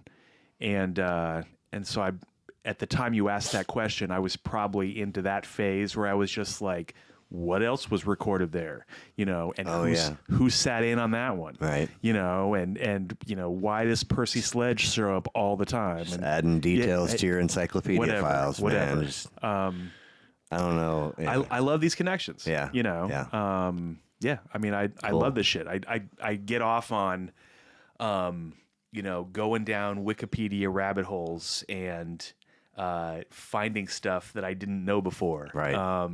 And all, you know, I do it with a lot of things. I mean, I do it with football and architecture and nerd alert. Guilty. But when it comes to music, one of my favorite things is that if I go down this rabbit hole, whatever, and I learn about this album that Robert Palmer recorded in New Orleans in 1972. Fucking Robert Palmer, dude. That old stuff, I know, man. And the Meters were his backing band, and Alan Toussaint was the producer. And then it's like listing off these 3 or 4 other guys who I've never heard of that were the other session musicians. So I'm like, well, let me look into these, like look at all these other amazing people that were in that room. What did these 3 guys do? And then I look into it, and it's just like, where's Jason? He gone. He's gone. You know, and I find out that this guy was the cousin of this guy, and you know, he's hitting locks and locket with Adam Schefter's 80s. I mean, destroying their bathroom. I love it. You know, I love it. That's really cool. I cannot. I don't think that it's that I was that surprised at how good that stuff was. I'm just that surprised that the lights on and simply yours. That's what. How many people, if you took a random sample of 100 and said, "Rob, what comes to mind?" I mean, that's all I had. I thought that dude was like a 2-hit wonder or an 80s, you know. Do you remember an 80s supergroup called The Power Station? Remember might be a strong word, but it sounds familiar. Okay. There was a recording studio in New York City called The Power Station. Okay. And so there's a lot of guys from a lot of bands were like hanging around that recording studio, and they threw together a side project. I want to say there was like some people from Duran Duran in it. I mean, I'd have to look it up. Yeah. But Robert Palmer was the singer for this like extremely soft hard rock band Okay. in the 80s. Yeah. I think you just described Foreigner, And not much different. right? We grew up at a very particular time in American musical history where we're like coming to our consciousness right as MTV is starting, right? The mindfuck. And so, but it, looking back on it, we can see all the changes that MTV had. Like you look at the musical career that Robert Palmer had post and pre MTV. I mean, I look at like Springsteen and ZZ Top and, some Aretha Franklin, even the Rolling Stones, and I mean, the things that they did up until MTV happened. And then it's like, well, if I'm going to be viable in the music industry, I have to do this. And some people, like Michael Jackson, it launched it, Prince, whatever. They were able to embrace the form, make its own new art out of it, and have these killer careers. Some people, are just like, I mean, I look at some of those like 70s and even 60s artists that were still trying to hang around on MTV, and the results vary, right? I mean, Steve Winwood's another guy. I mean, it's like, I love like MTV era Steve Winwood. I loved it. The high life, baby. But then it's like later on, I dug back into like, Traffic was sick, and I mean, it's just like, I saw all the pre MTV. And so like, that's like the delineation point, for a lot of these people. And I love going back into, find someone like Robert Palmer, and it's like, dude, this guy slaps. Dude, that was such a treat. And I ejected on accident. I don't know how, but I was thick in it for like 10 days. Like, kind of like that, like, you look around like, anybody see that shit? Like, woo.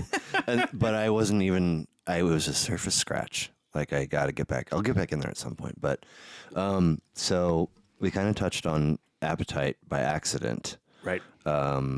Anything else come to mind? No, I mean, it's the biggest thing that was for me. I mean, it's like we talked a minute ago about me kind of like taking ownership, instead of like letting music come to me. I'm going to drive, the truck now. And like the attitude behind Appetite, of just like, I'm here to kick ass and not apologize, whatever. That's not my personality. That's not who I am. But I can like live vicariously through Axl Rose or Ice Cube, or whoever, just out here, just fuck you. And at the time that they were making those albums, I was in my like high school years, rebelling from my parents, and I loved it. It really, really like dug deep inside me. I don't mean to do that record any disservice by going back to the 3 mega hits, but what different directions. You have like arguably one of the most grasping, incredible guitar riffs of all time with Sweet Child of Mine. Mm-hmm. And it starts the song Mm-hmm. alone. Yeah. It's one track in the recording mix, right? And then everything else comes, but it's sort of the lifeline of that sort of stays. Correct. And it takes off into solo form and then kind of returns back. And it's lyrically it's tender. It's a ballad. It's a ballad. Yeah. And then you have Welcome to the Jungle, where like privately, like I see that it's a banger, that it's a rocker, but also I'm a little like, does this make me feel scared? Like, this is kind of crazy. And also like, I don't know if I want to like watch this video if my mom's in the room. Right. Like the weird like police hat and the kind of like hooker looking girls and blah, blah, blah. And then, I mean, I know you got the little part of Paradise City where it's, you know, but for the most part, there's like the one lyrical riff, "Take me down to Paradise City, grass is green, the girl, won't you please take me home?" And they just say that over and over again. Right. But like there's a crispness and a cleanness and something compelling about the music for that song in general, and then you add that like holy shit stadium rock feel to the video, and it's like it's like a three-headed and again, like I know there's a lot of other really good tracks on that album, but like whoa. The coolest thing about that video is it was like I mean, they cheated, okay, because the video's filmed at Giant Stadium, and Guns N' Roses eventually got big enough to where they could headline Giant Stadium. But at the time, did seem a little early. At the time that they recorded the video for Paradise City, they were not headlining Giant Stadium, but they did play there. They opened up, I think, for Aerosmith, and so They did not take Aerosmith's crowd footage and make it their own, did they? of course they did. Oh my God! Are you serious? I didn't know that. I didn't know that. Giant Stadium was not full for the opener. Okay, and so They arrived and they were so big immediately. We were like, they're openers. if you notice, like the next time you watch that video, just notice that like whenever you see like the band shots with the crowd, it's only going 6 rows back. 6 or 15 rows back. Yeah. And like when you get the wide shot with the upper deck, whatever, that's the Aerosmith part of the show. Okay. Yes. Okay. Fascinating. It's awesome. Yeah. It's awesome. Yeah. They just like bootlegged a stadium video. It was so great. Man, you know that shit ain't second gen anymore, right? So you mentioned Ice Cube a minute ago, which was a perfect segue to Straight Outta Compton. I mean, I know I've always known you to have been a huge fan of that record, that group, that genre. I know you were super geeked for the movie documentary. It was, I mean, No, they made the movie. they made the movie, like yeah, and it movie. had that. What was the manager like? He just made me. Jerry Heller, played by Paul Giamatti. Yeah, he just always like has anxiety like dripping off of him, and it like gets on you, and you're like, are we gonna go somewhere I like with it? Anyway, I had Easy Does It dropped in my lap. Is that one of your children? Mm-hmm. It says, "Where are you? Can you please come upstairs? Love, Eva." As if on cue. Okay. Can you tell her we're almost there? Or Yeah. Okay. Or you can run up there if you want. We can cut it out. Go ahead with your question. So Easy Does It gets dropped in my lap, and I was obsessed with that record. Probably because it had like just mind-blowing lyrics, killer beats, and so much sex at the perfect time for me. Yep. Like, oh, I gotta like, have multiple partners and use all the holes and tell people what to do. Anyway, How did Two Live Crew hit you? I mean, so I was really, if I remember correctly, I was obsessed with Easy Does It. Latrim also fell in my lap at the same time. I think is the correct name of the outfit, and the Cars That Go Boom. They were the Tigra and Bonnie. You know what I'm talking about. Yeah.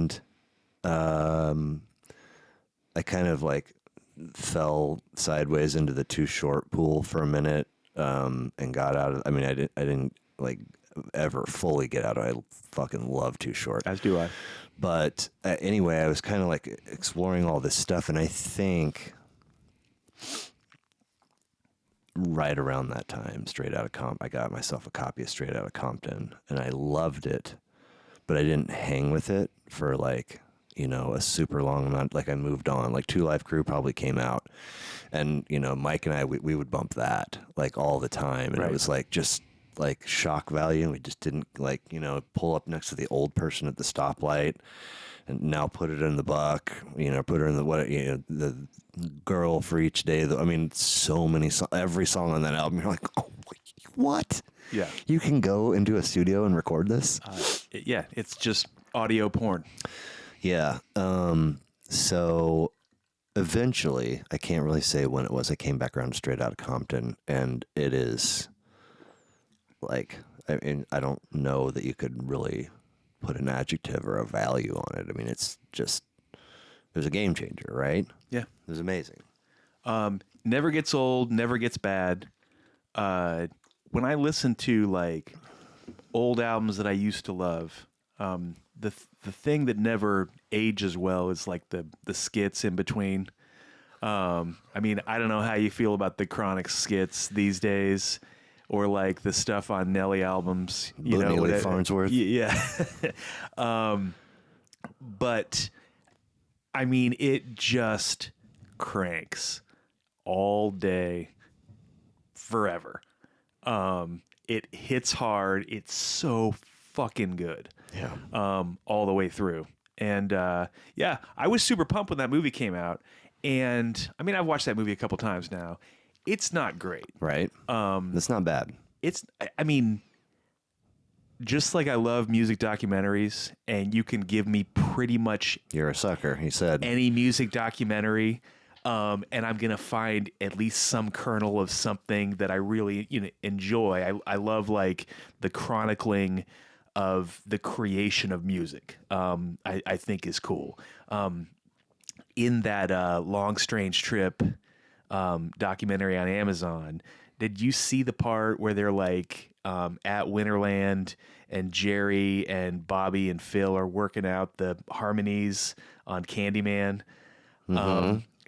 It's the stuff that's the kind of stuff that I love. There's an Eagles documentary. Oh boy. Okay, have you seen it? No. All right, it's 4 hours. Oh my God. Yeah, it's Dude the abides. Eagles. It's terrible, okay? But there was one moment in that documentary where Glenn Frey is talking about when he moved to Los Angeles.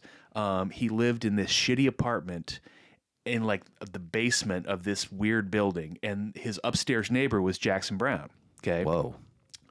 Just a twist of fate, okay? And he was working on the lyrics to what is the shitty Eagles song? I mean, Is it Peaceful, Easy Feeling?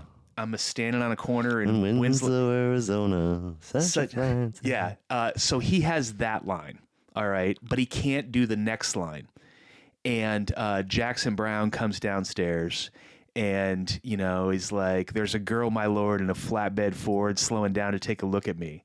And Glenn Frey just looks at Jackson Browne, and Jackson Browne's just like, "Dude, it's easy." It's like, when you get stuck in a song, girls, cars, it's simple. Go back to high school and find the things that you were into. Did you just expose the gangster rap recipe? Yeah. Okay. But he's also telling a story about Jackson Browne, where Jackson Browne had a tea kettle, okay? And so Glenn Frey would be downstairs in his apartment, and he would hear the tea kettle whistle, so he knows that Jackson Browne is making tea. And then he would go over to the piano, and he would work on like one part of the piano, and he would play it over and over and over and over again. And then he would go make another tea kettle, and he would just go to the next note and play it over until he got it right.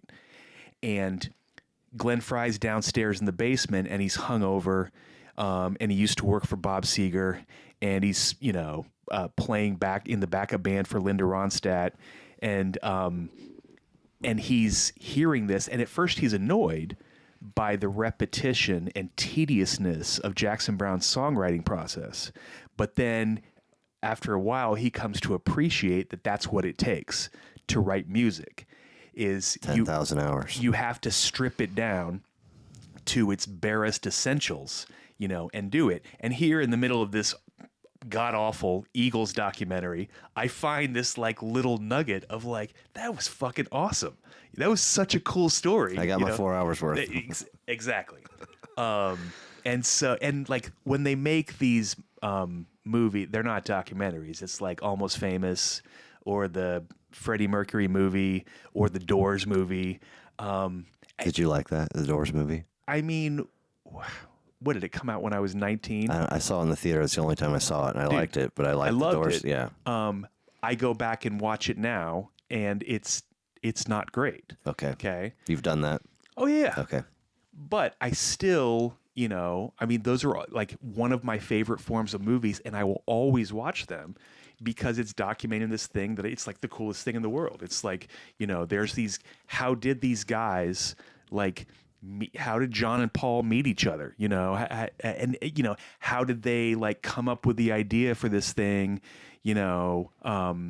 Whatever it is. Have I told you about the Motley Crue movie and book?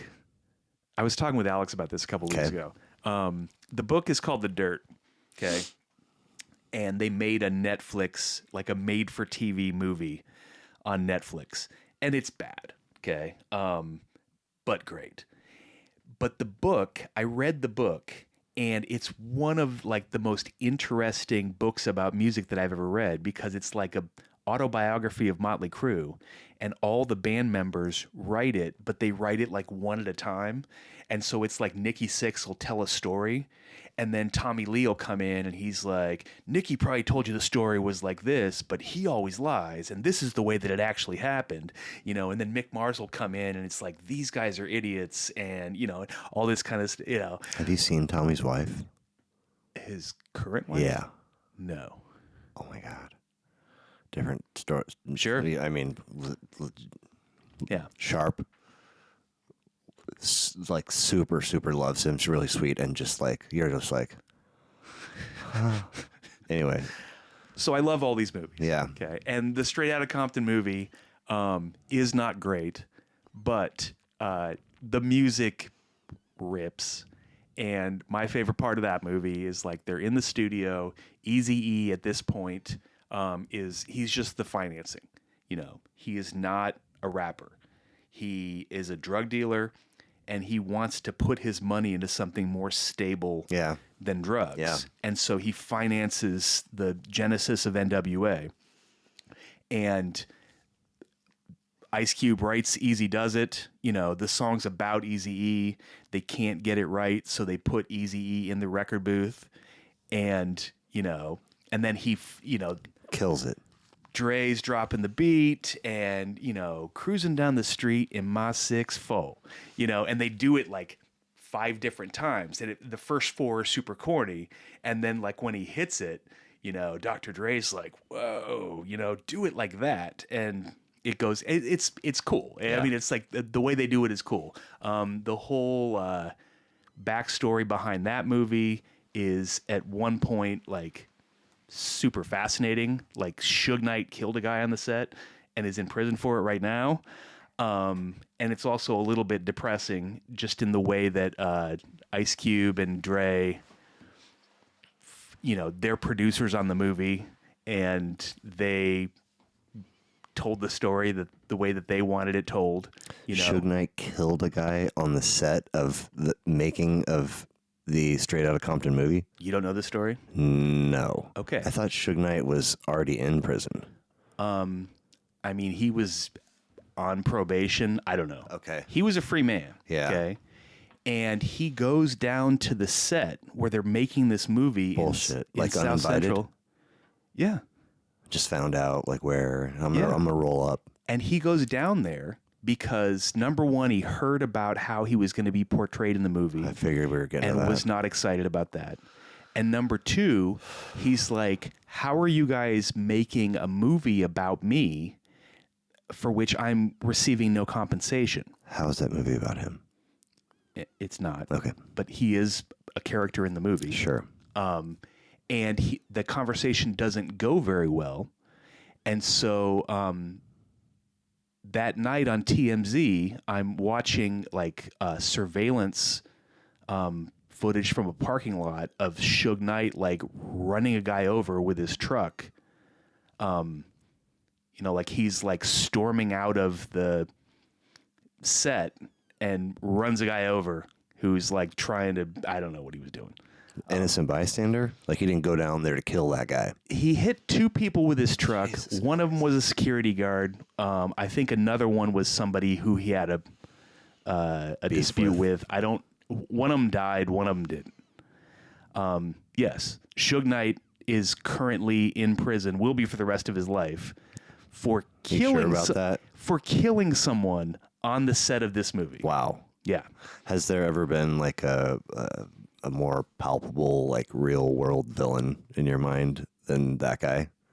Than Suge? Yeah. He's up there. I mean, yeah. Okay, so you've clearly had some level of intent or mindfulness in the cultivation of a relationship between your kids and music and all three of those, you, them, music, all of those things together. Where do you think, like, how did you arrive at that? I mean, like, you're, I know you're a good dad. I know that you can, keep a house and make a meal and pay a bill and be, a good coach, whether you're actually the coach or you're just throwing the ball in the yard or whatever the case is. But it seems like, intentionally or otherwise, that became part of the blueprint to how you were going to parent. Yeah. I mean, the way that I look at music with my kids, I'm not trying to steer them in any particular direction. I'm not telling them, hey, you need to like this music. I will occasionally tell them that I strongly suggest that you not like this music. Such as? We talked about it yesterday. Kids Bop Right. is an abomination. Just listen to the original stuff. But outside of that, yeah, I mean, they're kids. Kids sometimes listen to weird, crappy kid stuff. I don't care. What I do want to be for my kids is like the from the standpoint of music, where I never had the big brother to like, hey, don't waste your time with that. Check this out. I love being the one to say, check this out. Way to bring it full circle. Yeah. I told you that Jackson started to get into like Motown, got really into Stevie Wonder and Marvin Gaye. And so then I'm like, have you heard, Sam and Dave? Have you heard Sam Cooke? Have you heard Otis Redding? Martha and the Vandellas and stuff like that. And, and now it's getting to the point where he's like finding stuff, and like playing stuff for me that I haven't heard. Wow. Or like Good job, Dad. We'll discover together. I mean, like, I knew that Smokey Robinson had written whatever, like all the great songs. Okay. But I didn't realize until recently, there was a documentary about Motown, Berry Gordy. God, I can't remember the name of it. But you realize there that Smokey Robinson, like, he wrote everything. I mean, he is one of the most prolific and brilliant songwriters of all time. Lyrically. Yeah. And Okay. And Quincy Jones produced everything? Yeah. I mean, yeah. It's a joke, but... yeah. Okay. But yeah, and I love like the stuff that I get from my daughter. She's a little bit younger, and she's in that phase of wanting to repeat everything 1,000 times when she hears a song she likes. But all I care about is that they, are listening to good music and that they're appreciating it for the right reasons, and I love that it's something that we get to do together. I mean, there's plenty of stuff in my life that I experience separate from my kids. Sure. Rated R movies, Yep. and there's plenty of shows. Like I go to shows all the time, and Jackson asks if he can go, and I'll say no because it's at a bar. Right. It's like you're not allowed to go to this place until you're 21 years old. Well, that's stupid. I'm like, I agree. Okay, but that's just how it is. But the things that I can share with my kids, if there's shows that I can go to with them, or things that we can do together, listen to together, learn about together, it's really, really fun for me, and I treasure it. It's awesome. Yeah. Yeah, man. There's you take a kid to a fish or kids to a fish show, and you're inevitably going to get at minimum one person that's like raising them right, bro. Like, wow. But out of the handful of those that you get, there's one or two in there that are like, there's something genuine about it. Like they're probably parents, or what I don't know. And that's cool. But like, I have kind of for years been like, okay, well, we'll just, when the next tour gets announced, we'll have a look, and maybe I'll catch a show, maybe I won't, and that becomes, maybe I catch a show with this current partner or my wife or whatever, and then eventually kids are part of the mix. But I'm never like, I've never shifted into fifth gear with that mindset. It's kind of like, if the stars align, if there's money, if there's time, if there's whatever, and you've gone, I'm very impressed, and I'm sure that one day, like I know they appreciate it already, but eventually they're gonna be young adults, and they're gonna be dating and meeting people and whatever, and they're gonna meet people who are probably just beginning their musical journeys, and you're gonna be like, dude, I was calling my dad the biggest dork for like 17 years. I was so freaking wrong. But it's not just a whim. There's some intention behind it. And I mean, you're in town. We saw Casey Musgraves with all of our kids last night. You and Jackson have seen Dead and Company. I'm sure there are other examples, but it's just pretty freaking righteous, man. I just wanted to give you a hat tip for that. Thank you. Yeah. So we should wrap up because it's now officially past the Fisher children's bedtime in Kansas City. 12:30. But I wanted to ask you if you have any idea where I was when I first heard the word podcast that I can remember. Where I was? Where I was. I don't know. I mean, did I talk to you about podcasts? You did. Okay. I think we were in Breckenridge, Colorado. Okay. Your bachelor party. Mm-hmm. And I think that you were heavily pitching the idea of launching a Bloach podcast. Which stayed, that was Vegas for the way that it stayed out there in that condo. But Yeah. You later wrote for a blog called House of Georges, where I think the subject got revisited or reborn or something like that. Yeah. But that's really funny, man. Like, I was like, the fuck's a podcast? What are you talking about? And that would have been, I mean, what, 15 years ago? Yes. And here we are sitting down. Yeah, better late than never. Right? Yeah, back then I was reading a lot of Bill Simmons. Uh-huh. When he was still with ESPN. Page 2. Yep. Okay. And for all the negative things you can say about Bill Simmons, and I could fill many books with the negative things to say about Bill Simmons. Of your own? Oh, yeah. Okay. He's a douchebag. Go Patriots. But to his credit, he was on the cutting edge of a lot of this stuff. For real. He probably set himself up all right too, I mean, financially. I would imagine so. Okay.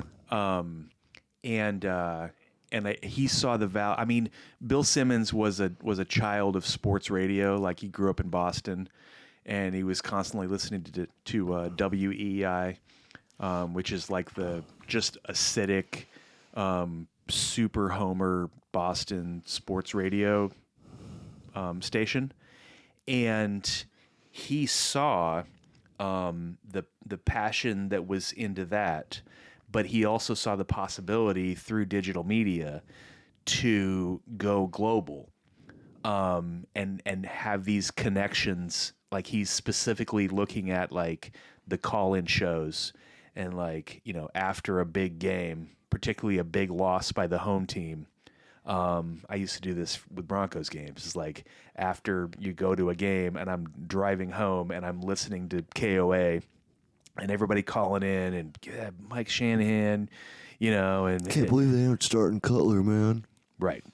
And so Spoiled SOBs.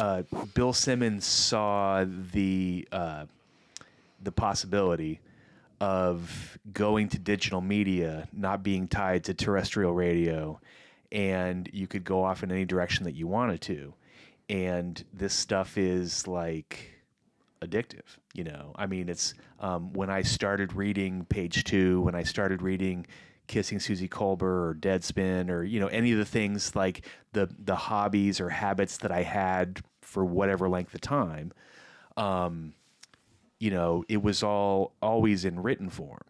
And then, and I liked sports radio, but it was annoying, and the commercials were annoying, and right. The callers. Okay, yeah. Drive you off a cliff.